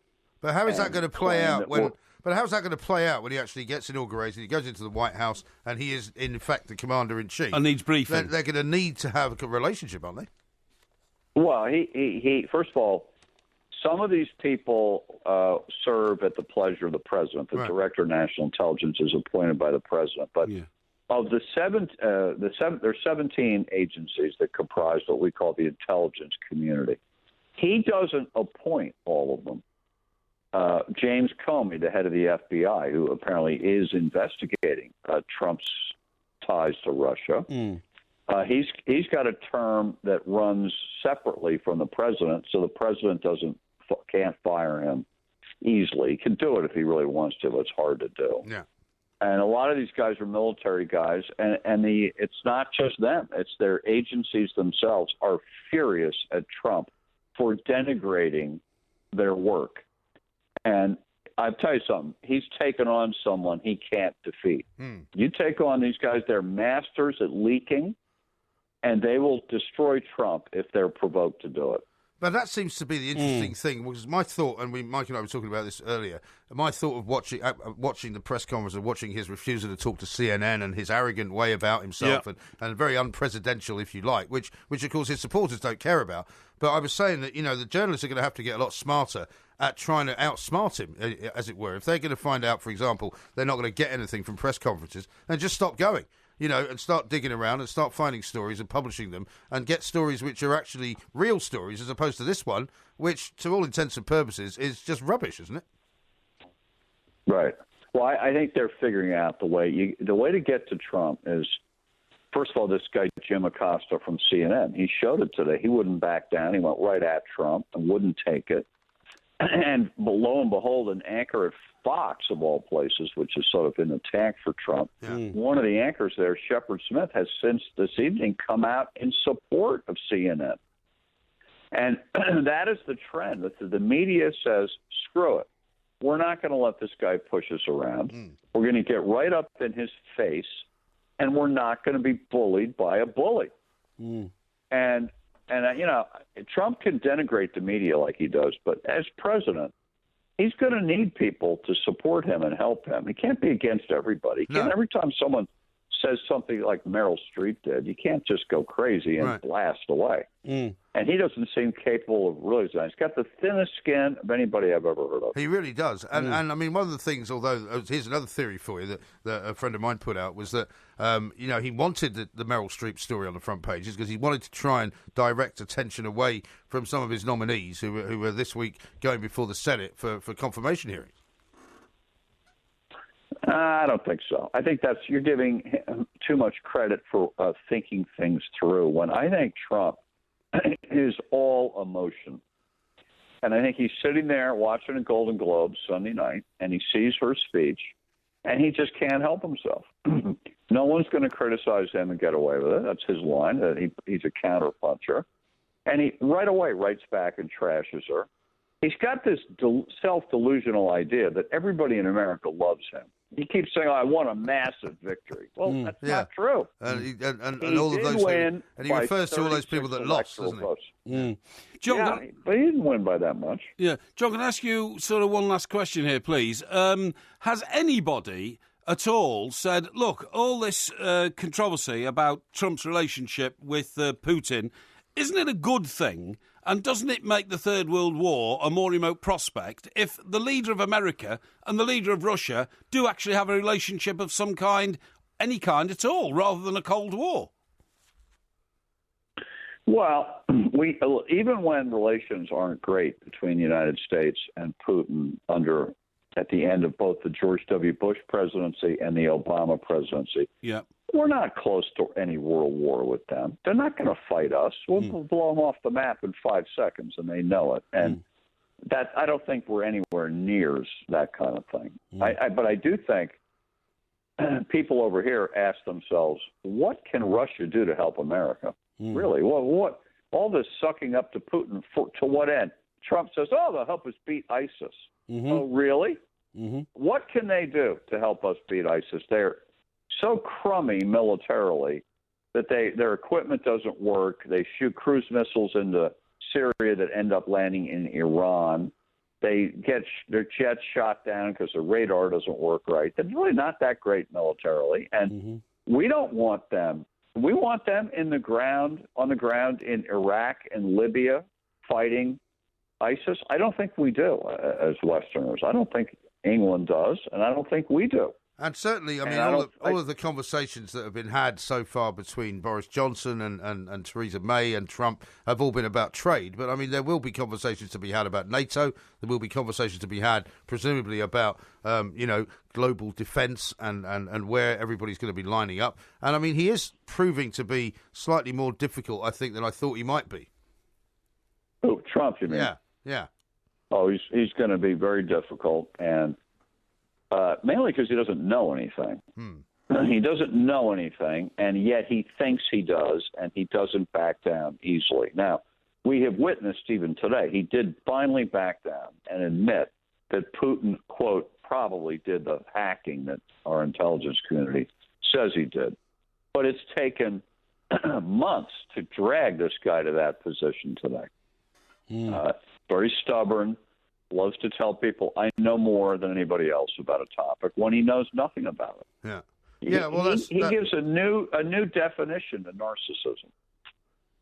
He really is. It's going to be the new black, isn't it, narcissism? But listen, John, thank you very much indeed. John Bertillier there, former congressman, talking about what the world under Donald Trump's aegis is actually going to be like. It's going to be a fascinating few years, I think. We'll see whether or not he manages to stay the course. This is Talk Sport.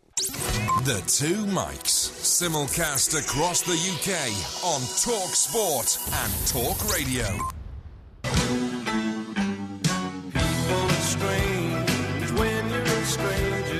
Faces look ugly when you're alone. Women seem wicked when you're unwanted. Streets are uneven when you're down, when you're strange. Faces come out of the rain when you're strange. This is Talk Sport. Quite a few tweets have come in at the Two Mics about Postman Pork. Yes. Here's one from Def. He says, I hope Postman Pork doesn't buckle under the pressure like Postman Pat. I heard Pat is in the Priory now and no one knows where his cat went. Yeah. Which is a bit harsh, I would say. And here's one from Steve. He says, don't worry, the old Porkmeister will be here a long time yet. Only the good die young. Yes. That's in reference to, of course, that guy saying he was very glad that you were alive. He's very glad I'm still alive. So am I, actually. Yeah, well, I think a lot of people are, actually. I'm even quite glad you're still alive. Yeah. Quite a few people saying that Sue Holderness was indeed Marlene from Only Fools and Horses. Oh, yeah, well, we do you know what? I think she's been a guest on this show, and I'm sorry I didn't instantly recognise her, but she was, the leaflet I was sent showed her in... dressed as Sleeping Beauty. Yeah, that's right, well, pantomime gear. Beauty, but she, in fact, was the wife of... She was Marlene, wasn't she? The wife what I just said. Of the...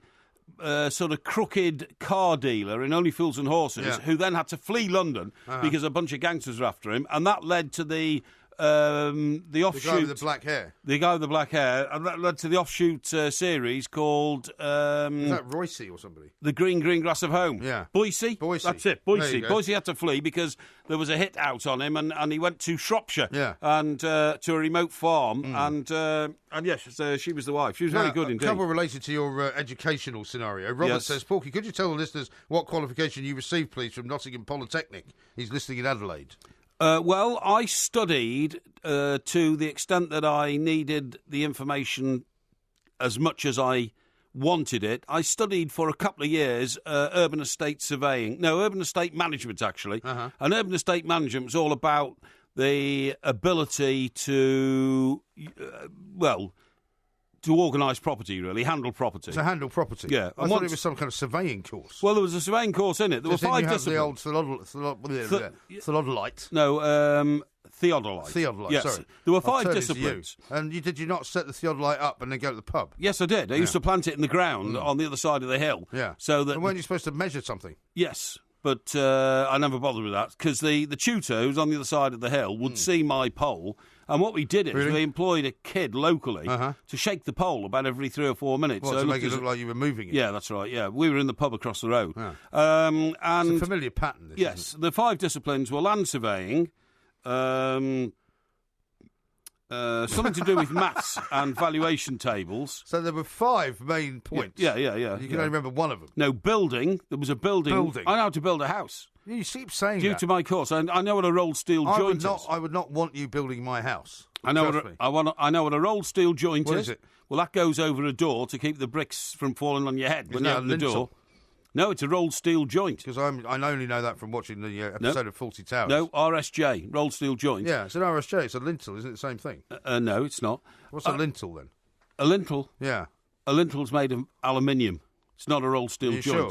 Certain. Now, I know what a damp-proof course is and how to insert a damp-proof course into a building. What, you mean how to damp-proof a building? That's right. Yeah. I know how deep to dig foundations when you want to build a house. How deep? 2 feet. 2 feet? 2 feet, that's all you need. Very deep. That's all you need, and you fill it full of concrete. I'm sure it depends on how big the house is, isn't Well, it does, but I mean, 2 feet is usually enough. 2 feet? 2 feet is usually enough. At that. No, 2 I would have feet. thought foundations would have to be a lot deeper. No, actually, I mean 2 yards, I think. I mean 2 yards. 2 yards? 2 yards. 4 feet. No, Are you 4 not feet. sure? It's 4 feet. Well, hang on. Well, 2 yards is 6 feet, isn't it? Yeah, that's right. That's too deep. It's about 4 feet. It's about 4 feet.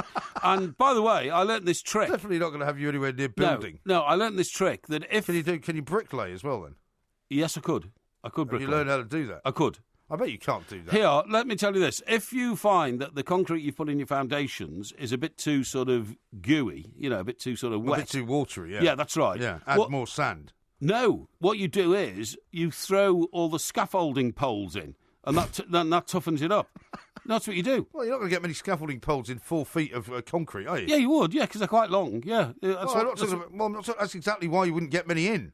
Oh, I see what you mean. Yeah, but that's what you do, and that's that's the clever sort of. Is that for a bungalow, by the way, or is that for a 2-storey house, or is it for a skyscraper? What? No, that would be for an ordinary sort of family house, say 4 bedrooms. So 2-storey home. 2-storey home, 2 or 3-storey home, 2 or 3-storey home. In no way can you have a 3-storey home built on 4 foot of. No, you can. Foundation. No, you I can. don't believe that. You can. And also, the other one was, what was the other discipline? Oh, economics. Yeah, economics, definitely. Well, you're not very good at that, are you? Well, I got an economics A-level at a very good grade. So what sort of grade did you get? Sort of B. A B? Sort of a B? Yeah. A B minus? No, sort of B. So, well, here's another one from Scott. He says, any degree Porky has got close to was Sheila Ferguson.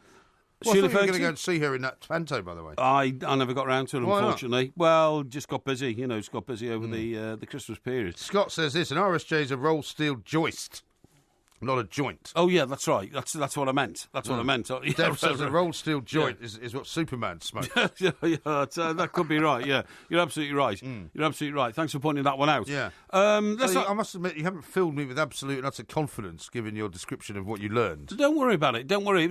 I'd have to brush up a little bit, but it's a long time ago. Listen, I've come across something which is quite amazing. Really? You know that everything comes through the post these days, or it can, when you order from Amazon and all that kind of stuff, Well, right? I mean, you say that, yeah, but I mean, funnily enough, there was well, you can't tell me your story, I'll tell you mine. Okay, and now the thing is, you order wine at home, don't you? I do sometimes. And you have to have it delivered in a box. Indeed, yes. Well, you won't believe this. It's not so unusual. You won't believe this, but a company has come up with a brilliant idea of now sending out wine by postal delivery. Right. But in bottles that are now shaped flat and oblong style, so they go through your letterbox. What? Yeah. You can't put a bottle through a letterbox. Yeah, you can. Yeah. No, you can't. You can in a padded envelope. In a padded envelope? In a padded box, actually. Well, it'll have to be a very padded box, because if it drops on the ground and breaks, the business is not going to be going very well. No, honestly, I'm not joking. I'm not joking. This entrepreneur guy's developed a slimline wine bottle which can be posted through letterboxes. Well, what if you haven't got a letterbox? It holds. Well, most people have. I haven't. Most people have. I haven't got one. Well, have you got a mailbox downstairs? I've got a mailbox downstairs. Well, that's the same thing. Yeah, but you couldn't get more than one bottle in there. Well, you don't. This is for people who order one bottle. Who orders 6? One bottle?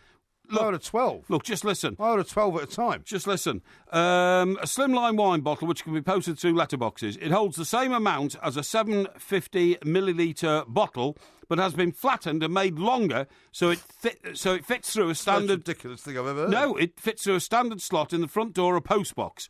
It has been invented by a guy called Joe Revel. His company is Garcon, or Garcon, I suppose. Garcon Wines. Garcon. Yeah, Garcon Wines. And he came up with the idea after listening to a friend complaining about missing deliveries at home when he's not there to open the door and sign for the bottles. That is the most stupid idea I've ever heard. Absolutely ridiculous. I think it's brilliant. Well, hang on. Where's he getting the wine from? Well, he's an entrepreneur who supplies wine. Well, you say he supplies wine. Yes. But, I mean, is he fabricating these bottles, or is he buying them from somewhere else? No, he's having them manufactured for himself. So he must be opening the wine and decanting it into a new bottle and then sending it. Well, people who have wineries get their wine from somewhere and put it in the bottles, don't they? No, they bottle it. Yeah, okay, yeah, all right. So, say, for example, I want to order a bottle of Chablis from this guy, right? Yes. I'm going to have to order it from his menu, presumably, of wines. That's right. But the Chablis that he's getting from France will come in a regular-sized bottle. No. So he will have to then decant it into one of his bottles. If he did that, air would get in and it would ruin the wine. Well, are you telling me that he's getting French vineyards to do this? I'm saying he must have a deal like that. No, listen. I don't believe it. To answer your question... Sounds like a lot of Biloxios. The bottles are made from hard glass-like plastic and are packaged in cardboard boxes. Yeah, so they're plastic bottles. Hang on, which cushion the fall from the letterbox to the floor. The bottle itself is 13.5 inches long. That's 2 inches taller than a regular wine bottle, but only half as thick. Yeah, okay? so he's going to have to take the wine from a normal bottle and put it into this thing. Well, he must he's having that done at a winery. No, he won't be. Now, Garçon Wines will become the first subscription-based wine by post service when it gets going in the spring. And I'm not giving this guy an advert or anything. I don't even know him, but I think it's a fascinating idea. Maybe we should get him on the show. Indeed, we should. Because I would imagine that he has to, if he's going to offer any kind of service at all. Yeah. Because he can't only be decanting his own wine from his own vineyard. Yeah. He's going to have to offer all kinds of different kinds of wine. He's going to have to, you have to go for Chianti. Yeah. He's going to have to have Malbec. He's going to have to have Barolo. He's going to have to have Chablis. I think this is a brilliant idea. It's a really stupid idea. I love British entrepreneurs coming up with these great ideas. You've got a metal gate to get through, right? Have you got a letterbox inside the prison door? No. The gate has a space to the door's letterbox. Don't worry about that. Oh, does it? I'm not worried about it. Yeah. So does the postman come to your front door then? Yes. So he comes up the stairs? Yes, at my home in Stockbroker Belt, he comes up the stairs, Right. because he has an access key to downstairs. Right, so he puts the letters through your letterbox? Yes, he does, yeah. But my place on the coast, I have a you mailbox. might as well have him bringing constant bottles that can slip through, because one bottle will not last long in your house. Anyway, just listen to this. Seen the time, now, you have to join the Garçon Wine Club, and then club members can choose from a variety of subscriptions with daily, weekly or bi-weekly deliveries. So what you're saying about more than one bottle, you can have a bottle delivered every day. That's not enough. Company co-founder Santiago Navarro, whoever he is. Santiago Navarro. Okay. Said, I was well aware of the problems that exist with wine delivery because I used to own... There is no problem. Now, we spend lots of time speaking with designers from around the world, and eventually the eureka moment came to us. Since then, we've worked for 1.5 years to get these bottles manufactured. Waste of time. Never been anything like it before. The bottle feels very nice in your hand. No. Similar rigidity and clarity. Does it stand up on its own, or is it too Yes, thin? it does. No, it stands up on its own. No. That's a stupid idea. And here, the wine in the bottle will be sourced from around the world. Yeah. It will be shipped to the UK in bulk. Oh, yeah. And it will then be decanted into our bottles. Yeah, so I wouldn't be interested in drinking it. Well, I think it's a brilliant idea, and it's a British idea. So they're going to ship a barrel of wine, and move it around, shake it about, and then pour it into a plastic bottle and put it through your letterbox. That's right. What a complete load of No, I mean, it's a brilliant idea. I love it. I'm going to subscribe and help the guy get his business off the ground. All right, this is TalkSport. Quite a few people are sharing my view of this bizarre wine idea you've just come up with. Yes. Kevin says this, posting wine through letterboxes. What will Mike Parry come up with next? A cream shortage at Christmas?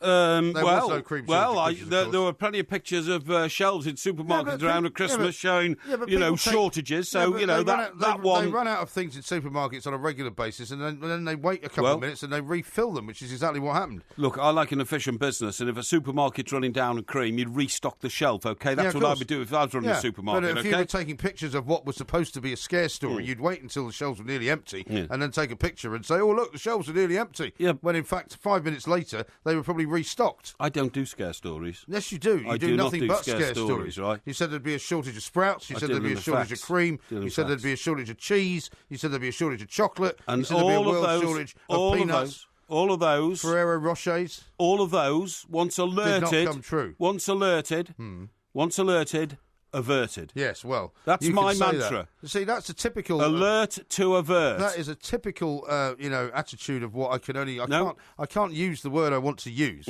Somebody who, shall we say, creates a problem which doesn't exist and then claims to have solved it. No, you should have been a politician. No, alert to avert. You alert people of the problem. Those then in charge of the problem go out of their way to avert. It's alert and avert. It's a method I've been using for years to try and get things done. Yeah. And it's held me in very good stead. Really. Def says this, for half the price, I would buy some cheap wine, shake it for 2 hours, keep it too warm and then too cold, and then decant it into a bag. Why is everybody so negative about a guy who's trying to launch a new business? He's a British entrepreneur who could start selling this wine all around the world. It's a stupid idea. It's not a stupid idea. It's a great idea. Nobody in America has a letterbox, right? So he's not going to sell it there, is he? Well, he's selling it in this country where everybody's got a letterbox. No, I haven't got one. Oh, very few people have these, what do you call them, the mailboxes downstairs. A mailbox, yeah. I've got one. My house in Sussex doesn't have a letterbox either. Well, where do they leave the post? In a box by the side. Well, there you go. So it's not a letterbox. But you have somewhere to put the but that post wine in. would not fit in there. Well, in that because case, it's a very, very slim thing. You've got a bum letterbox then, because unless you can get a reasonable package into a letterbox, it's not worth it. You could get this through my mailbox on the south coast without a shadow of a doubt. You could. Well, you've got a very large mailbox. Yes, then, I have. Yes, that's right. Yeah, for because all your large posts. Yes, that's right. Yeah, you're absolutely right. My mailbox is about the size of a normal bottle of wine. You see that former KGB colonel? Yeah. I thought it was Mickey Rooney. Mikhail Lubniev. Yeah. Got some former KGB colonel on our internal monitor. He looks as if he's been overdoing the old vodka, doesn't he? He does indeed. For most of his life. Yeah. How about this from Neil? The only reason Porky wants to get into the wine business is cheap bladderation, he says. Listen, there's nothing to do with that. Listen, I want to ask you a question about popular TV, right? Popular television. Yeah. The one programme I simply cannot work out, I have no idea about the structure of it, is Pointless. Because the Queen said, it was reported recently that the Queen is a fan of Pointless. Oh, yeah. Now, do you understand it? Not particularly. I just don't know how it works. Well, it's a very bizarre game. What is supposed to happen? Well, from what I can understand, and the only reason I've seen bits of it is because it happens to be on before the news. Yes. So when I put the TV, and I switch the TV on to watch the 6 o'clock news, I usually catch like the last 5 or 10 minutes of it, right? Yeah. And it seems to be a quiz game whereby they ask you a question, right? And you have a variety of answers you can give to have the answer. Say, for example, they would say, name something like a Warren Beatty film. Yes. But what you have to do is name one that very few other people would think of. Because if you name, for example, I don't know, Reds. Well, right? if you name Bonnie and Clyde, which is probably his most famous one, right? Which one? Bonnie and Clyde. Bonnie and Clyde, yeah. Well, Shampoo might be one. Or Shampoo, yeah. Fine. Yeah, so if you name that, right? Yeah. And the thing starts to go diddly, diddly, diddly, whatever it does, right? Yeah. If it stops at something like 33, yeah, that means that quite a lot of people also would have said that in some kind of survey. Right. Right? If you say one which is a little bit more obscure, yes, maybe Reds would be more obscure, and people might not know that one. Right. It goes all the way down to 0. That means nobody else has thought of that one, but it's the correct answer. Yeah. Then you win. So that seems to be I thought you had to invent stupid answers to questions. No, that's what I thought it was. No, that's what you do here. You idiot.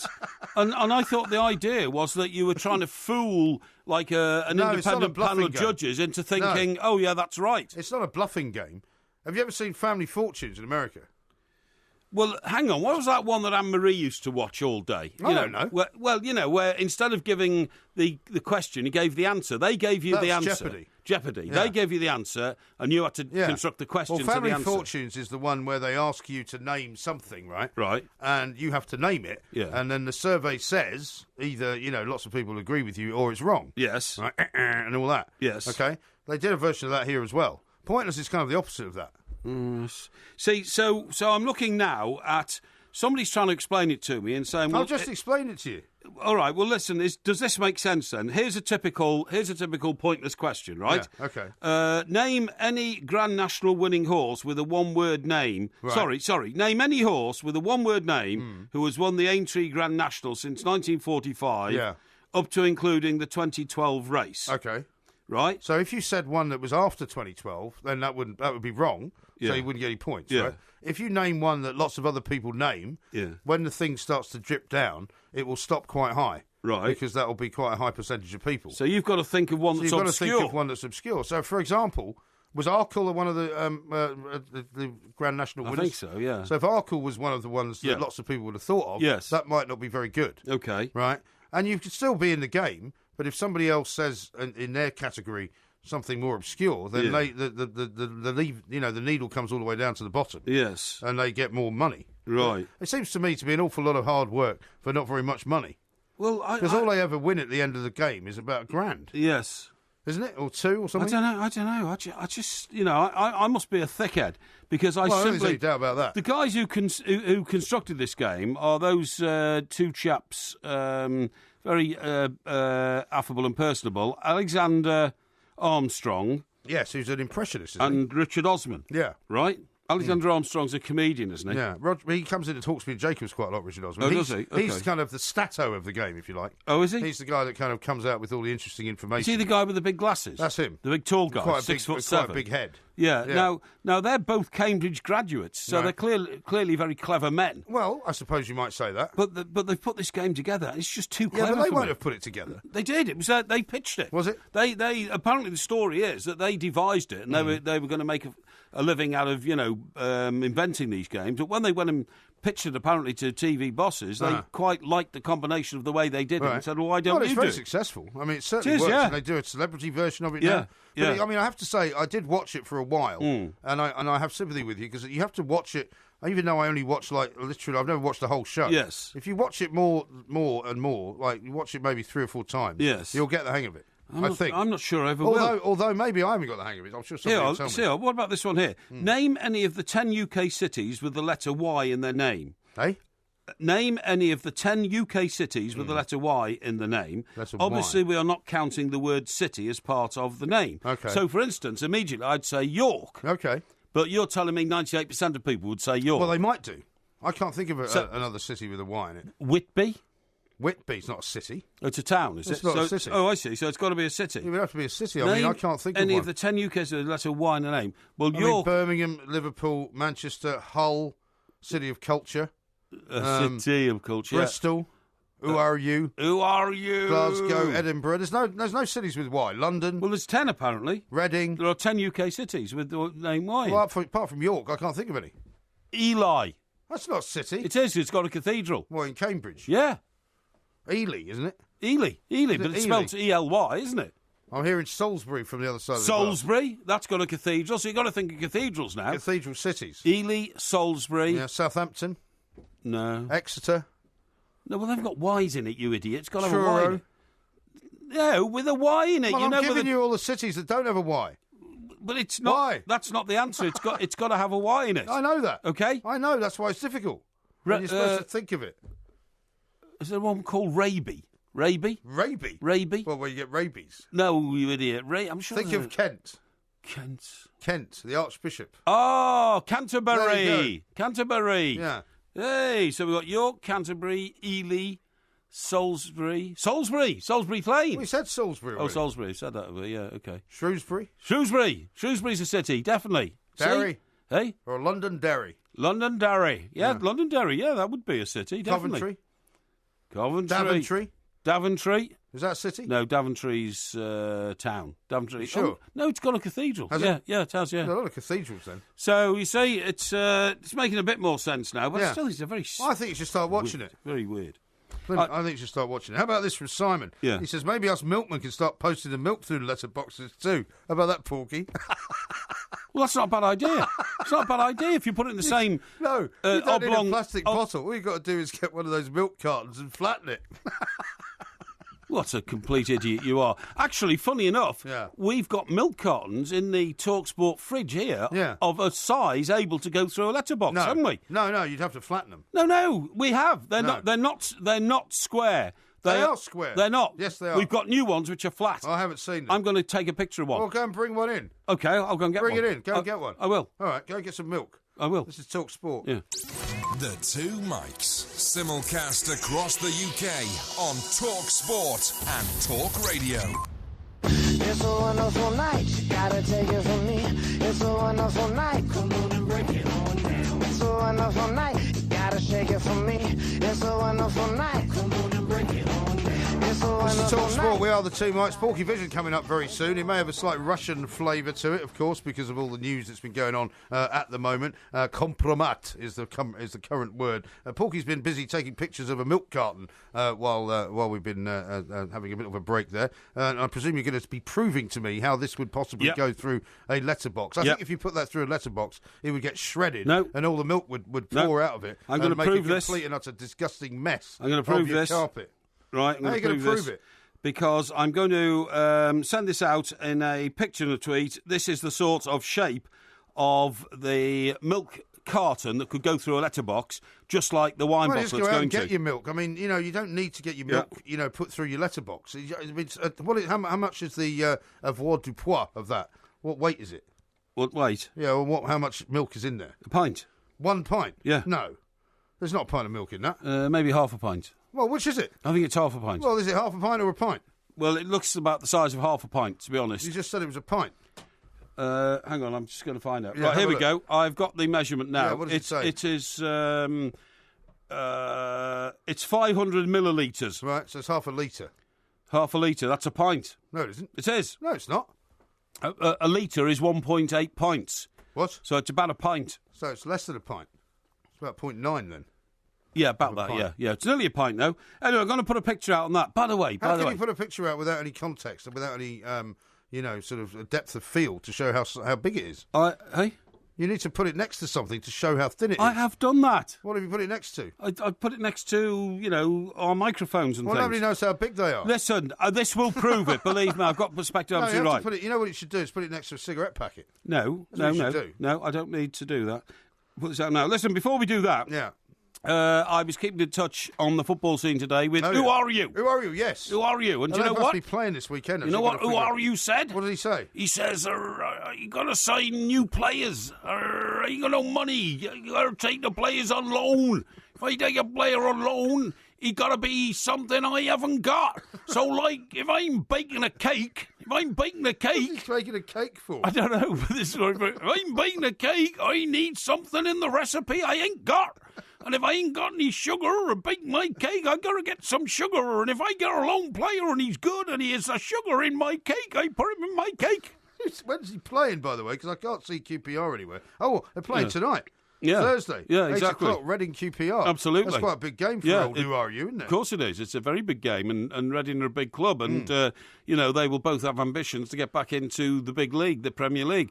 But he was very, emotional, outspoken about it. Reading are third at the moment, right? QPR are way down in 17th. Yeah. So you'd have to say, if Reading beat them, which would be expected at home, Who Are You? Might have to get some more bits of the cake. Yeah, I think he said, I ain't got no money, so I gotta loan it. I gotta loan it. And if I get a player come here and I improve him and he go back, I get nothing out of it, do I? But I need more things for my cake, Brilliant. Yeah. He is brilliant, isn't he? We do love him. He's the new Bobcat Bob, actually, in many ways for us. Now, how about this from Craig? He says, I've got a bottle of Lambrini and a Jiffy bag. Can you please send me Porky's address? Cheers. Craig's in Truro. It's a bit harsh, isn't it? Send it to you in a Jiffy bag. No, you can't, you see, because it's a hard plastic bottle. It's not going to smash when you put it through the... But it's the worst idea. The reason it's a bad idea is if you know anything about wine, right, it has to be transported in a particular way. You can't just decant it into a great big barrel, bring it over to Britain by presumably some means of a ship, right? Then get it to Britain and just start decanting it into these thin plastic bottles. It doesn't work. That was explained in the briefing document that I read out to our millions of listeners and to yourself, saying that they are getting it brought over in bulk. Yeah, but you can't do that. And they're then decanting it into their own bottles. It's only the same as putting it into glass bottles. Because they will not get any respectable vineyard to sell them wine that way. Because any respectable vineyard will not allow their wine to be sold through any other means. Oh, I'm sorry. A vineyard is suddenly approached by a new entrepreneur who says, I'm going to sell millions of bottles of wine around the world. Well, how's he going to sell millions? Well, that's up to him. He's the guy who's doing it. There's a couple of dozen down at your gaff. The business will close down. Look, Porky jinx. Thousands, tens of thousands, hundreds of thousands, I don't know. But it's... neither does he. I think it's something that you should pay a little bit more heed to without being so dismissive. All right. Well, say, for example, you are a vineyard owner, right? And we've spoken to one or two on this show. We have. We spoke to the guy who was running the Chablis vineyard, I think, if you remember rightly, back on early part of the summer, right? Because we were talking about how the grape harvest was not going to be so good this year. Absolutely. They are not going to lend their name, right, to a guy who's decanting wine out of a barrel into a plastic bottle, shoving it through somebody's letterbox, charging them $6.99 for it, and calling it their wine. They won't do that. They're very protective of their mark. Nobody knows where the wine comes from once it's gone into a bottle with that's precisely why you wouldn't buy it. With the distributor's label on it. That's why you wouldn't buy it. No, I don't agree. I'm sorry. I just don't agree. I think you're being far too prissy. So you're some just, sort of sommelier. No, because you would buy any old crap, right, if it had Pinot Grigio made in Italy stamped on it in a plastic bottle. Right? You would, wouldn't you? If I felt... Your face. Hang on, excuse me. If somebody said, you don't have to get out of your armchair watching this game, just ring this number and we'll deliver one through your letterbox. You can do that now. That'd be great. You can do it now. You could Not ring through your letterbox. Eat Me or whatever you call it. No. What did you say it was called? Eat It. Eat Me. Yeah. You could ring them, right? They will bring a bottle of wine from a restaurant for you. Huh? Yeah, but you can already order a bottle of wine online. Look, right? you're sitting there and you suddenly hear this clunk as something comes through your letterbox and it's a bottle of wine. Well, you have to get up. Fantastic. Well, you can either get up and pick up the mess that's on the floor, or you can get up and answer the door. There's no mess. Where the guy's bringing you a very nice bottle of a well-known wine with a proper label so that you can guess exactly where it came from. Yeah. Or you can buy this rubbish, which this guy's peddling, which might have come from anywhere. I really think it's shocking of you to be so dismissive and almost sort of antagonistic towards this guy's effort to start a new British-based business. I think it's a stupid idea, that's why. I don't know, it's a great idea. Def says, loving old MG's pirate impression of the Family Fortune sound effects. The Family Fortunes? Yeah. Well, I see. Right, okay. Dr. John says, Golden Balls would be a perfect game show for Mike Parry to go on, a game where you have to tell lies and be deceitful. That would work for you. You see, I'm not going to respond to that because that's just trying to wind me up again. Well, right. People are just telling you the way they see you, the way that you are perceived. Yes. I'm terribly sorry to have to tell you, by the millions of our listeners out there, is as a slightly untrustworthy man who doesn't know the truth. No, that's not true. It is. Now, listen, if I'm not paying complete attention at the moment because I'm putting out this tweet right now, right? Yeah. And what it says, I'll read it in advance so people know. Here is the letterbox-sized carton of milk, right? Which so you're sending that out now? I am, which could easily be posted through a letterbox, just like a flat bottle of wine, okay? Well, I don't think it could. And I've put that out. What would you say is the measurements of that bottle? Of the bottle? Of the carton, rather. Of the carton? Yeah. I've got it here. So why don't you measure it then? It is... let me see, because I'm pretty good at measuring things. Let me see. You measure it with your fingers. You've taken a picture of it, which makes it look giant. No. You've got 2 cups in the background. Well, they're in the background. But it's much bigger than them. Yeah, no, don't be silly. Now, 1, 2, 3. This is 4 inches tall. Is it? Yeah. You sure? Yeah. Well, surely the key measurement is the thickness. 1.5 inches across. What are you measuring it with? I'm measuring it, don't worry. Have you got a ruler there? No, but I know these things. What, you're doing it with just your fingers? Hang on, 1, 2. It's 2.5 inches wide by 4 inches long and 1.5 inches deep. Yeah. Okay? I don't think you get that through a lot of letterboxes. You would? No. Yeah, you would. Incorrect. You would, honestly. Well, we'll ask people. I just retweeted on the 2 mics. Yes, good. I don't think you would get that through. Yes, you would, yeah. Yeah, you would, without a shadow of a doubt. So that's now gone out for the delectation of our millions of listeners, right? And they can make up their own mind without your very loaded and grossly unfair condemnation of what these people are trying to do. Yeah, here's one from Rob. What happens when the milk carton hits the floor when it goes through the postbox or when you open your door? Well, the thing is, I'm not milk everywhere. You don't understand. I'm not advocating that you necessarily have to start putting milk through the door. I'm saying that it's the same size as a sort of wine bottle made of hard plastic, which would go through the door, okay? Craig says that's all. Yeah, but everybody thinks it's a stupid idea. Craig says, I couldn't have wine through my letterbox. The dog would get bladderated. Well, the dog wouldn't be able to chew through hard plastic, honestly. There's no worry about that. I tell you, it would be a bit of a problem if it landed on the dog, but then what would the dog be doing hiding behind the door? Well, that's where dogs tend to be. Well, I don't think so, do they, really? What do you mean? Well, they go around chasing after your slippers and all that kind of stuff. Well, if there's nobody in the house, right, and you leave the dog there, which, to be honest, I don't do very often, yes. And somebody comes to the door, especially if they're trying to push somebody through the letterbox, the dog is going to wake up from its slumber and come out to where the door is, and it's going to immediately try and get its teeth around whatever it is that's come through. I would really say that the chances of that happening are very, very remote, and you'd be unlucky, and you just got to discipline your dog, haven't you, to make sure that it behaves itself. Yes. See, I think once our millions of listeners get this and see it, I think they're going to be very surprised at how on the ball I've been with this idea. I don't know why you're taking it so personally. I'm not attacking you for it. I'm just saying it's a stupid idea. Yeah, but you are attacking the people who have had this initiative to go and do it, okay? And sorry, what's your problem? I've got one here from QBA. It says, why don't you just attach a brick to it and put it through a window straight to your armchair? You see, how ridiculous is that? Why can't people, that's brilliant. Why do people mock things they don't understand? Why do they? Get so upset? Well, who are you? No? Why do I get so upset? It's not your idea, is it? Well, yes, but I've recognised it. I'm the first one to have recognised It's it, a ridiculous idea. It's not a ridiculous idea at all. I buy a lot of wine, okay? If this guy can sell it to me... I know you buy a lot of wine because you drink a lot of wine. So I'm this guy's... your face looks like a loaf. I'm this guy's ideal customer, right? Now, if he can convince me that I should get my wine from him, then I'd be more than happy to do so. Yeah. But I'm afraid, given the way that you've sold it to me, I'm not doing it. Well... Simple as that. You're short-sighted, and I can tell you... I'm not, actually. I would say within 2 years, it'll be de rigueur, right, for you to receive wine through the letterbox. I already received wine through the post. It's fine. No, through the letterbox, not through the post. Through the letterbox, first I'd have right? to get a letterbox. Hey? First, I'd have to get a letterbox. Yeah, that's right. But in a compact sort of oblong-shaped bottle made of reinforced plastic. It's a breakthrough. It's a breakthrough, and these things should be applauded, not derided and roundly mocked. Yeah, all right. Well, we'll see how this guy goes. We'll try and get him on the show. If he can convince me, I'll maybe buy some from him, but very much doubt it. Yeah, that's good. That's good.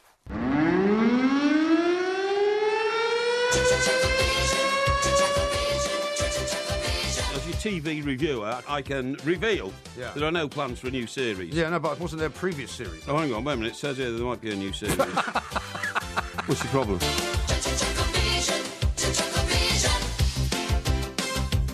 That music can only mean one thing. It is, of course, time for Porky Vision, the greatest TV review ever, really. Well, lots of people give it an awful lot of praise. Kind of you. Well, I mean, I have to give praise where praise is due. Yes. Some people don't always get it. Yeah. And that's only because they haven't quite studied it for long enough. Yes, absolutely. So what have you been watching?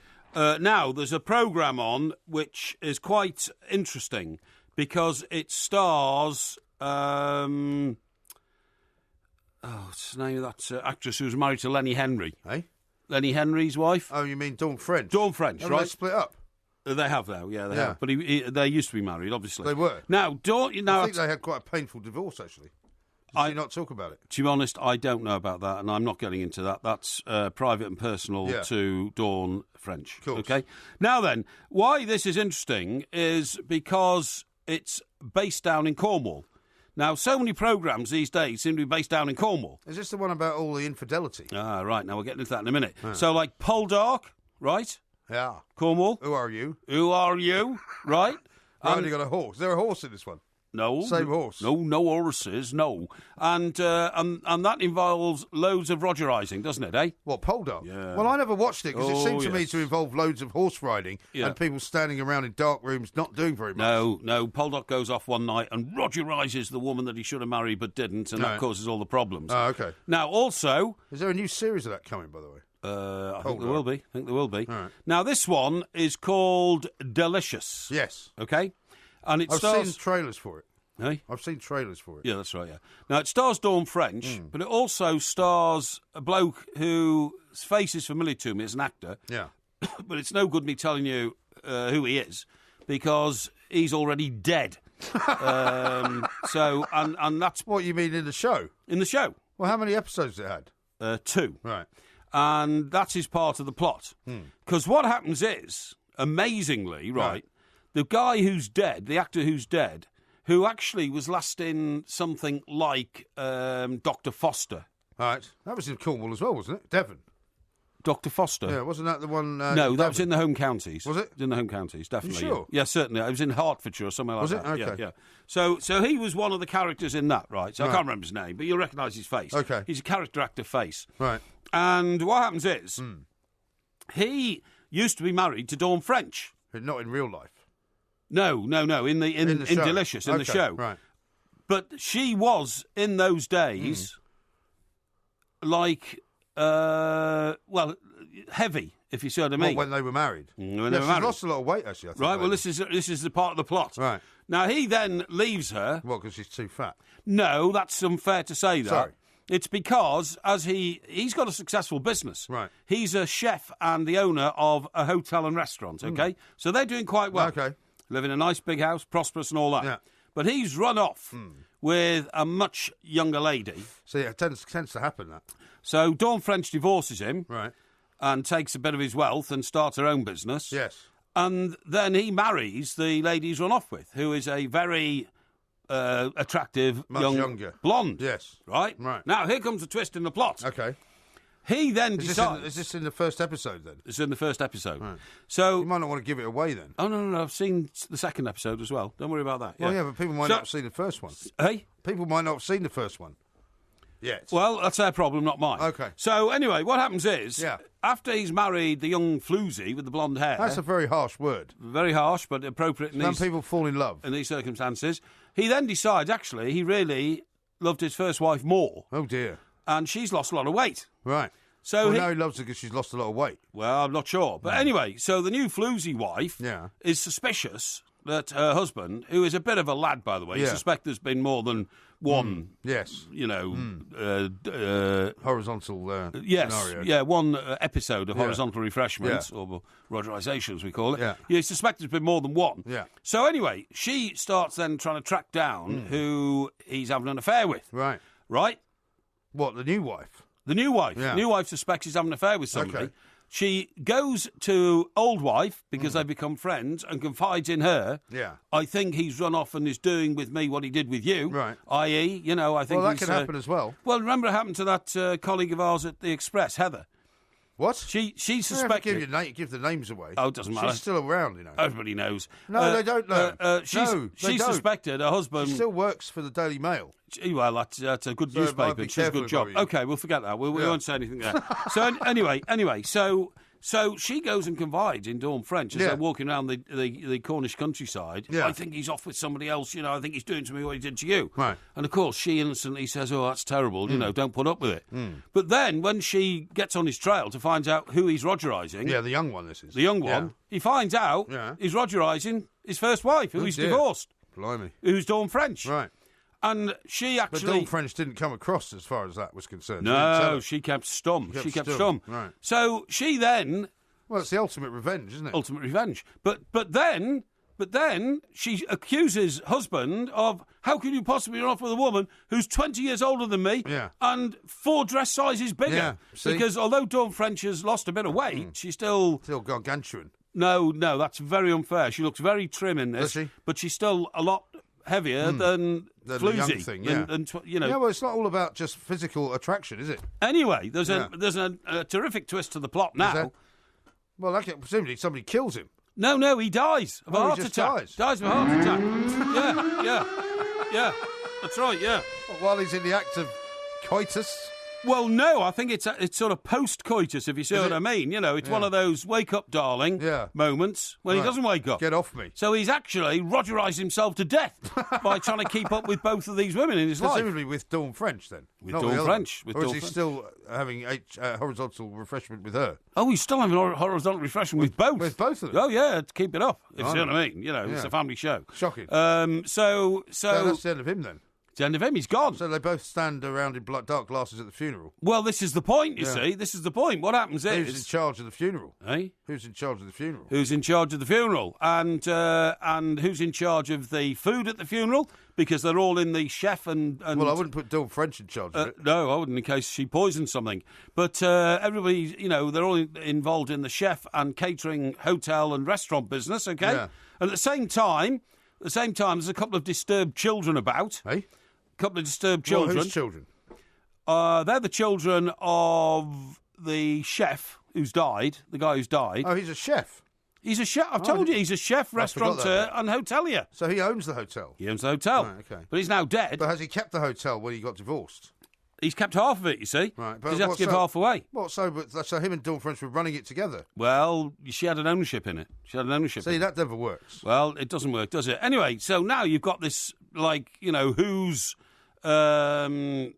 in charge of the rattling train type scenario. Right, who's in charge of the hotel? Because he didn't change his will from when he was married. Right. But in law... So whose kids are they, then? They must be with Dawn French, right? With Dawn French. With Dawn French. Right. Now, I think there's only one. I think it's a son. Now, the son feels so sort of battered by all this turmoil in his parents' life and all that kind of stuff.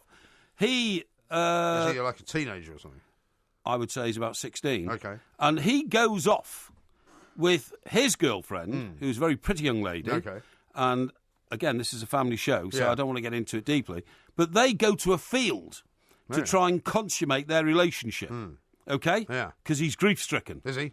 Grief-stricken. Yeah, it sounds grief-stricken, like you were grief-stricken when Elvis Presley died. Well, that's another story, isn't it? And so he goes off to the field. I've seen the time, by the way. But because of his grief, he cannot consummate the relationship. Okay? And this leaves a young lady very disappointed. Well, it can do. And he then runs off back to his mother to explain that, Who's Dawn French? I think it is Dawn French, yeah. It couldn't be the other one, could it? No, it's not old enough. I don't suppose it could, really. No, I don't suppose it could. And anyway, you've now got a situation... Yeah, the apple doesn't fall far from the tree, does it? Apple doesn't fall far from the tree. Anyway, so that's one programme. Now, getting back to Halcyon... what's going to happen next? Well, who knows? Right. Now, getting back to Halcyon... Halcyon, yeah. Yeah, Halcyon. This is the hotel, isn't it? Yeah, Lord Hamilton's died. Yeah. So Lady Hamilton takes her revenge by trying to sack the hotel manager, okay? Right. Who she thought had run Lord Hamilton's life and provided him with all his floozies. Anyway, blonde floozy turns up at the funeral of Lord Hamilton. Another funeral? Yeah, well... this is the old Lord Hamilton, isn't he? Tell me about the old Lord Hamilton. Yeah. And she is, shuffled off with... security guards and all that. But you see, my suspicion is, and then the hotel manager is sacked by Lady Hamilton, but then reinstated by the new Lord Hamilton, the son, who realises that this guy actually runs a hotel. Yes. And the family fortune will wither and perish on the vine. And Lady Hamilton is the wife of the old one. That's the right. One who died. So That's right. Is she older or younger? Well, she's actually not bad for her age. And I suspect that... It's a charming turn of phrase. Yeah, exactly. She's not bad for her age. Yeah.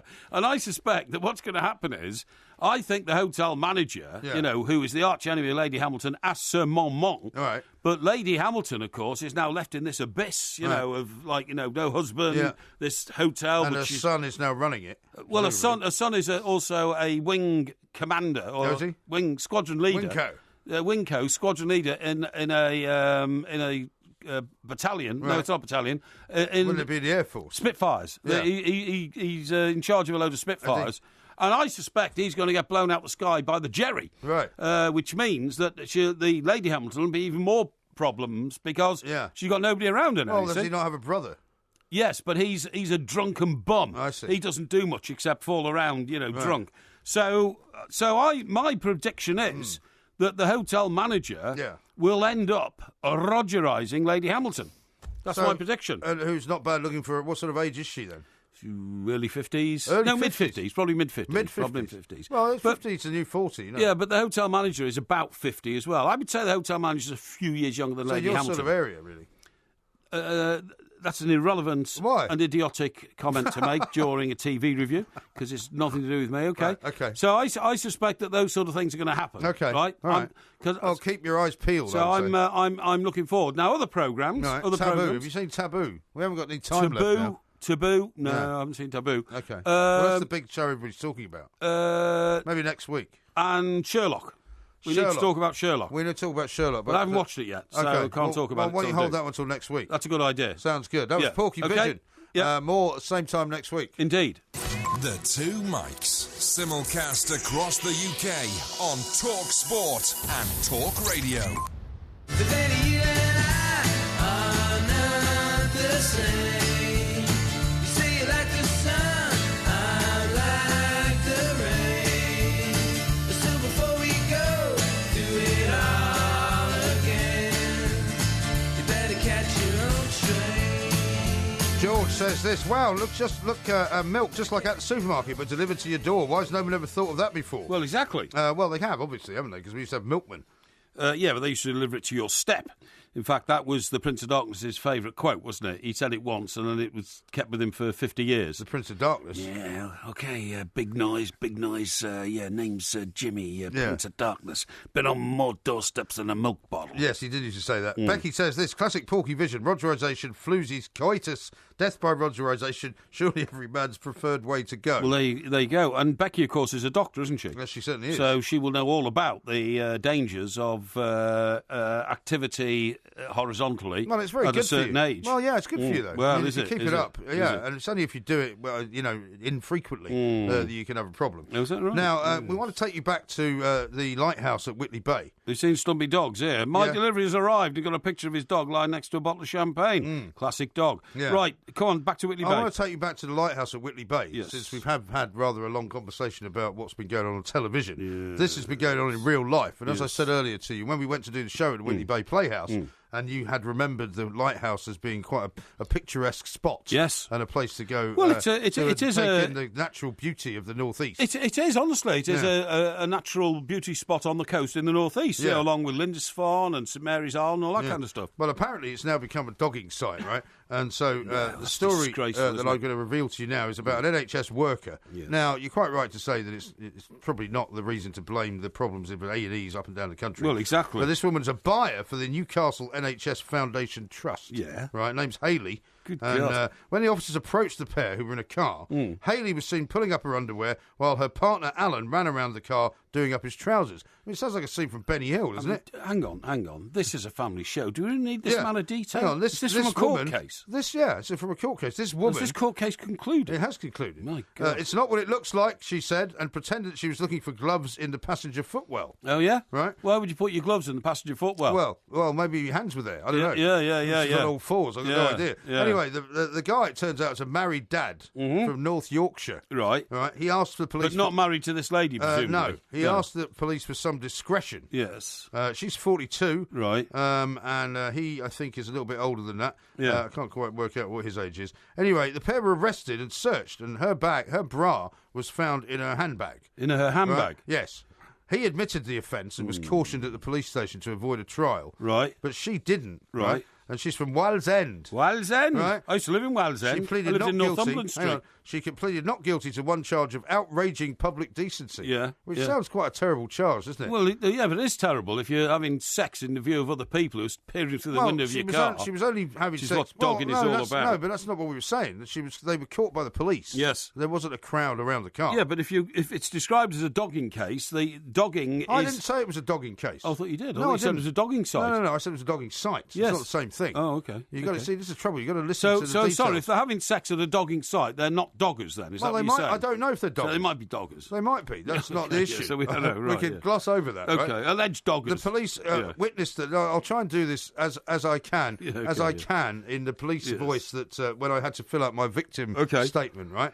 The police had observed Ms. Affleck and Mr. Gartside in the front of the vehicle with the passenger door open. Giving evidence, PC Carr said, I turned to my colleague and said, are they having sex? I said that out of shock, really, disbelief at what was happening. PC Bell said, yes, they are both having sex. Well, obviously they are, with each other, right? Yeah. Mr. Gartside and Ms. Affleck, he says, were having sex and we're going in a back and forth rhythm. This could clearly be seen by the public due to the car's graphic, isn't interior light being on. So they didn't even do it in the privacy of the dark car? Well, I mean, if only one of them was having sex, what would be the point of being in the car with the other one? Well, hang on, mate. The reason you got the light on is you're inviting people to come and peer at you while you're having sex. That is the definition of dogging. Maybe they just wanted to see what they were doing. I think anybody who indulges in dogging is just a disgusting individual. But how about this, right? Part of the prosecution's case is that the defendant's dress was undone and her bra was in her handbag. Yeah. She accepts that her dress was undone at the back and that her underwear was in her bag, but claims there is an innocent explanation for it. What is it? She says that she and the man in question had gone to a car park for a natter and intended to have a walk. That's a walk. Yeah, why did she take her underwear off? Well, hang on. I think the prosecution would invite you to look at that considering the time of year. It was January, shortly after midnight, and the defendant's attire was not necessarily the most appropriate clothing to be wearing going for a walk around St Mary's Lighthouse. Which is a very cold and windy location in January. She claims... We got to the car park and Alan reversed the car and I got out of the car and turned back to find my hat and gloves. And somehow her bra got into her handbag. She's not quite clear about that. It just did. She then remembers that she'd taken it off earlier in the evening because it was uncomfortable. That's what you do in a bar, isn't it? Yeah, of course you do. I mean, how many times have you been out with a woman really for uncomfortable. I'm just going to go to the bathroom and take my bra off. That's right, yeah. Well, you have to take your dress off to get a bra off, as far as I know, unless you're Houdini. Well, no, women can take their bras off without taking the dress off. With great difficulty. Have you never seen them do that? Well, I've seen it in the film, haven't I? What in film a film? What film was that with Emmanuel? No, it was in a film with Sharon Stone. Sliver. Sliver? Yeah. No, that was the knickers she took off. No, I don't think it was. She was at the table, right? Yeah, I don't think it was. Thinking of the one at the table. No, I don't think it was. She takes her knickers off. I don't think it was. And then goes and hands them to him. No, I don't think it was. So that's the kind of thing that goes on in Whitley Bay. Yeah. So I just wanted to pass that one on to you. Well, okay. I mean, this is a family show, and I don't know why you spent so much time in those sordid details, you know. I mean, presumably they'd had no previous sexual relationship, so it makes it even more disgusting, doesn't it? Well, they may have had. Yeah. Well, what's wrong with meeting somebody in a bar and taking them to a hotel room? You've done that before, haven't you? Yes, I have, yes. So what's the difference? I mean, just I didn't have a hotel to go to. Well, yeah, but I mean, you know... I think I should leave them alone. I sometimes wonder about the moral compass in this... Paula says this, St Mary's Lighthouse has been a dogging site for years. Is it? I got approached one time after I turned the light on in the car eating my chips. No. Who says that? Paula. Paula, what were you doing going there if you knew it was a dogging site? Yeah. Do you think that's a very safe thing for a young lady holding a bag of chips of your impeccable character to be doing? How do you know how old she is? Well, you can tell from the nature of the tweet. St Hatch, this is looking ahead to the quiz tomorrow, which is on the history of the World Cup. That's right. Porky rants about no marked teams in the World Cup with no chance of winning anything, yet he supports Everton. Well, I'm not going to respond to that because it's a stupid statement. Well, it's not a stupid statement. History and heritage of Everton Football Club does not need explaining by me or anybody else. Okay. Now, listen, tell you where I passed by today. Where? Because, obviously, we had secret rendezvous business. Hey, listen, I've got a story for you as well, so you tell me yours. Well, go on, tell me yours. Well, I passed by Battersea Power Station. Right. Because I was coming from the east of Mean, London. what an incredible development that is. Not only that, but they've taken all the chimneys bar one have been taken down. And they're being renovated and they'll be renovated and put back. Yeah. But, I mean, I wonder how big of a job that is, because they have to be so careful. Yes. Imagine if you were lifting one of those chimneys. And it fell. And somehow it broke. Or it toppled over. Well, you can't just put it back together again. No, you can't, no. And it looks extraordinary. It is extraordinary. The one thing I've got against that is I pass it sometimes on the train. It's an extraordinary development of really new, hyper-expensive flats and apartments. Well, they will be. But one block has been clad on the outside in, like, brass. Is this the same place you're talking about? Yeah. It's so bizarrely our story is about the same place. No. This is to build on your story. Oh, sorry. A different story. All right. But it's like... I've always said in this country, if ever I go and look at an apartment that's got any wood on the outside, just don't buy it. Right. Wood doesn't go in this country. It warps. No. It's too wet, isn't it? It wets. It gets wet. It warps. It rots, and it gets bent in the sun in the summer. And these idiot developers are alpine view, and then they put a bit of wood on them. These people are selling log cabins now. I know it's ludicrous. But anyway, what they've done with this one is they've clad it on the outside in a metal, in a brass-coloured metal, all the way down, and it'll just warp and bend. I mean, I just don't know why they've done it. Worse than that, if it's brass, it'll turn green, won't it? Well, it's It'll get that verdigris thing. It's obviously not brass because brass is very expensive, but it's a metal. Well, hang on, aren't the studios starting at about 7 million or something? Ridiculous? Something like that, yeah. But I suspect it's a metal that's more like alloy. Yeah, like aluminium, I would imagine, but it's a brass-coloured one. Yeah. But for some unknown reason, they've clad the whole of the outside of the building in this metal. I mean, the trouble with all of that is it'll be like the Express building that's now being knocked down. Exactly. After 20 years, it'll look awful. And not only that, Mike, but just one small dent in any part of it makes it look uneven to the rest. It's a terrible idea. But anyway, no, what I was going to tell you was I passed a much more impressive building today than Battersea Power Station, and that was Hampton Court Palace. Oh, yes. And that was because we came back from where we had our business rendezvous today, which was sort of out of West London. Yes. And I got back down through to Stockbroker Belt, by going through Twickenham and Teddington and all that, and ended up very nice in Hampton Court. Yeah. Anyway, as it is... popping in. No, as it is, funnily enough, when I got home, I remembered something that I'd been researching on Henry VIII. Yeah. Because Henry VIII acquired Hampton Court Palace off Cardinal Wolsey, who he had sort of turned over, you know what I mean? He did. It's meant to be haunted, isn't it, Hampton Court? It's supposed to be haunted. It's a beautiful building. I've been inside it a number of times. But anyway, what I found out in my research was that Henry VIII's annual bill for meat at Hampton Court Palace alone for the banquets but he used to have. But wasn't it also kind of a hunting lodge for him at the time when he lived there? Yeah, but it was also, you get there on the barge down the River Thames, and it was his fun palace at the weekends, you know what I mean? Yeah, but it was surrounded by sort of forest, wasn't it, at the time? Yes, it was. Yes, it was. Oh, yeah, it was for hunting as well, you're right, yeah. But his annual bill for food and dining alone annually, at today's prices... £3.5 million. Really? £3.5 million. Well, I suppose he did a lot of entertaining with lots and lots of people, right? Yeah, but it was they were all like wild orgy parties and all that kind of stuff, right? Really? Yeah. the drinks bill for 1 year in today's prices, 6 million. Wow. So nearly double the food bill. Double the food bill. Wow. Double the food bill, okay? They wouldn't have drunk champagne in those days, would they? But they would have drunk wine, I guess, and mead and that kind of thing. Well, they drank a lot of beer because you couldn't drink the water in medieval England because it was often poisoned. So they used to boil all the water and then turn it into beer. Yeah, or mead, presumably. Well, mead is thick and gooey. Beer was meant to sort of, hydrate you. Yeah, but mead's stronger, though, isn't it? Mead's much stronger, much stronger. Anyway, now the other thing We've only got about a minute left now. The other thing that people didn't know is that although he went around, imprisoning, divorcing and beheading a lot of his wives, the one who got away was Anne of Cleves, and that was in 1540. And because she got away clean and he couldn't find any reason to imprison her or behead her, he had to, by law, his lawyers told him, you've got to pay her off. Yeah. He paid her 30 million in today's money. Really? She got more than Heather Mills got off Sir Paul McCartney. So did she set herself up in a house somewhere? Luxury properties, one of which he had to gift her was Hever Castle in Kent. Hever Castle, yeah. I've been there. Exactly. Isn't that where Anne Boleyn also stayed? Yeah, that's right, yeah. Because I've been in Anne Boleyn's bedroom. Yeah. She wasn't there. No, she obviously wasn't there, no. But isn't that amazing? It is amazing. We've got to stop, though. We have to stop. We're out of time. It's a pity. Talk Sport. Pity. Look at the light! Don't forget to follow the Two Mics, at the Two Mics on Twitter and on YouTube. Just look for Two Mics TV. Alcohol, it has been found by scientists, stimulates the feeding circuits of the brain. Well, that's not very exciting. The feeding circuits of the brain. Well, it's not a particularly interesting piece of news. Because Certainly everybody knows that. Everybody goes out and gets blood. Why do you think fish and chip shops are open late at night? Why do you think Chinese restaurants are open late at night? Hunger-promoting brain cells are activated by binge drinking sessions. When these circuits are suppressed with drugs, the boozed-up individual stops guzzling extra food. This doesn't sound like a scientific report to me.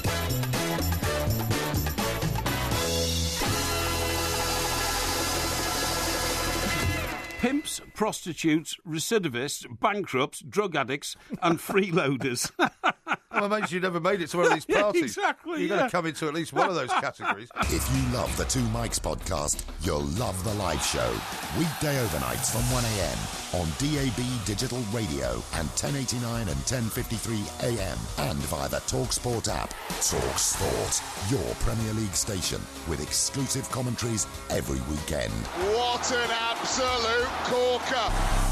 TalkSport. You can't put a bottle through a letterbox. Yeah, you can, yeah.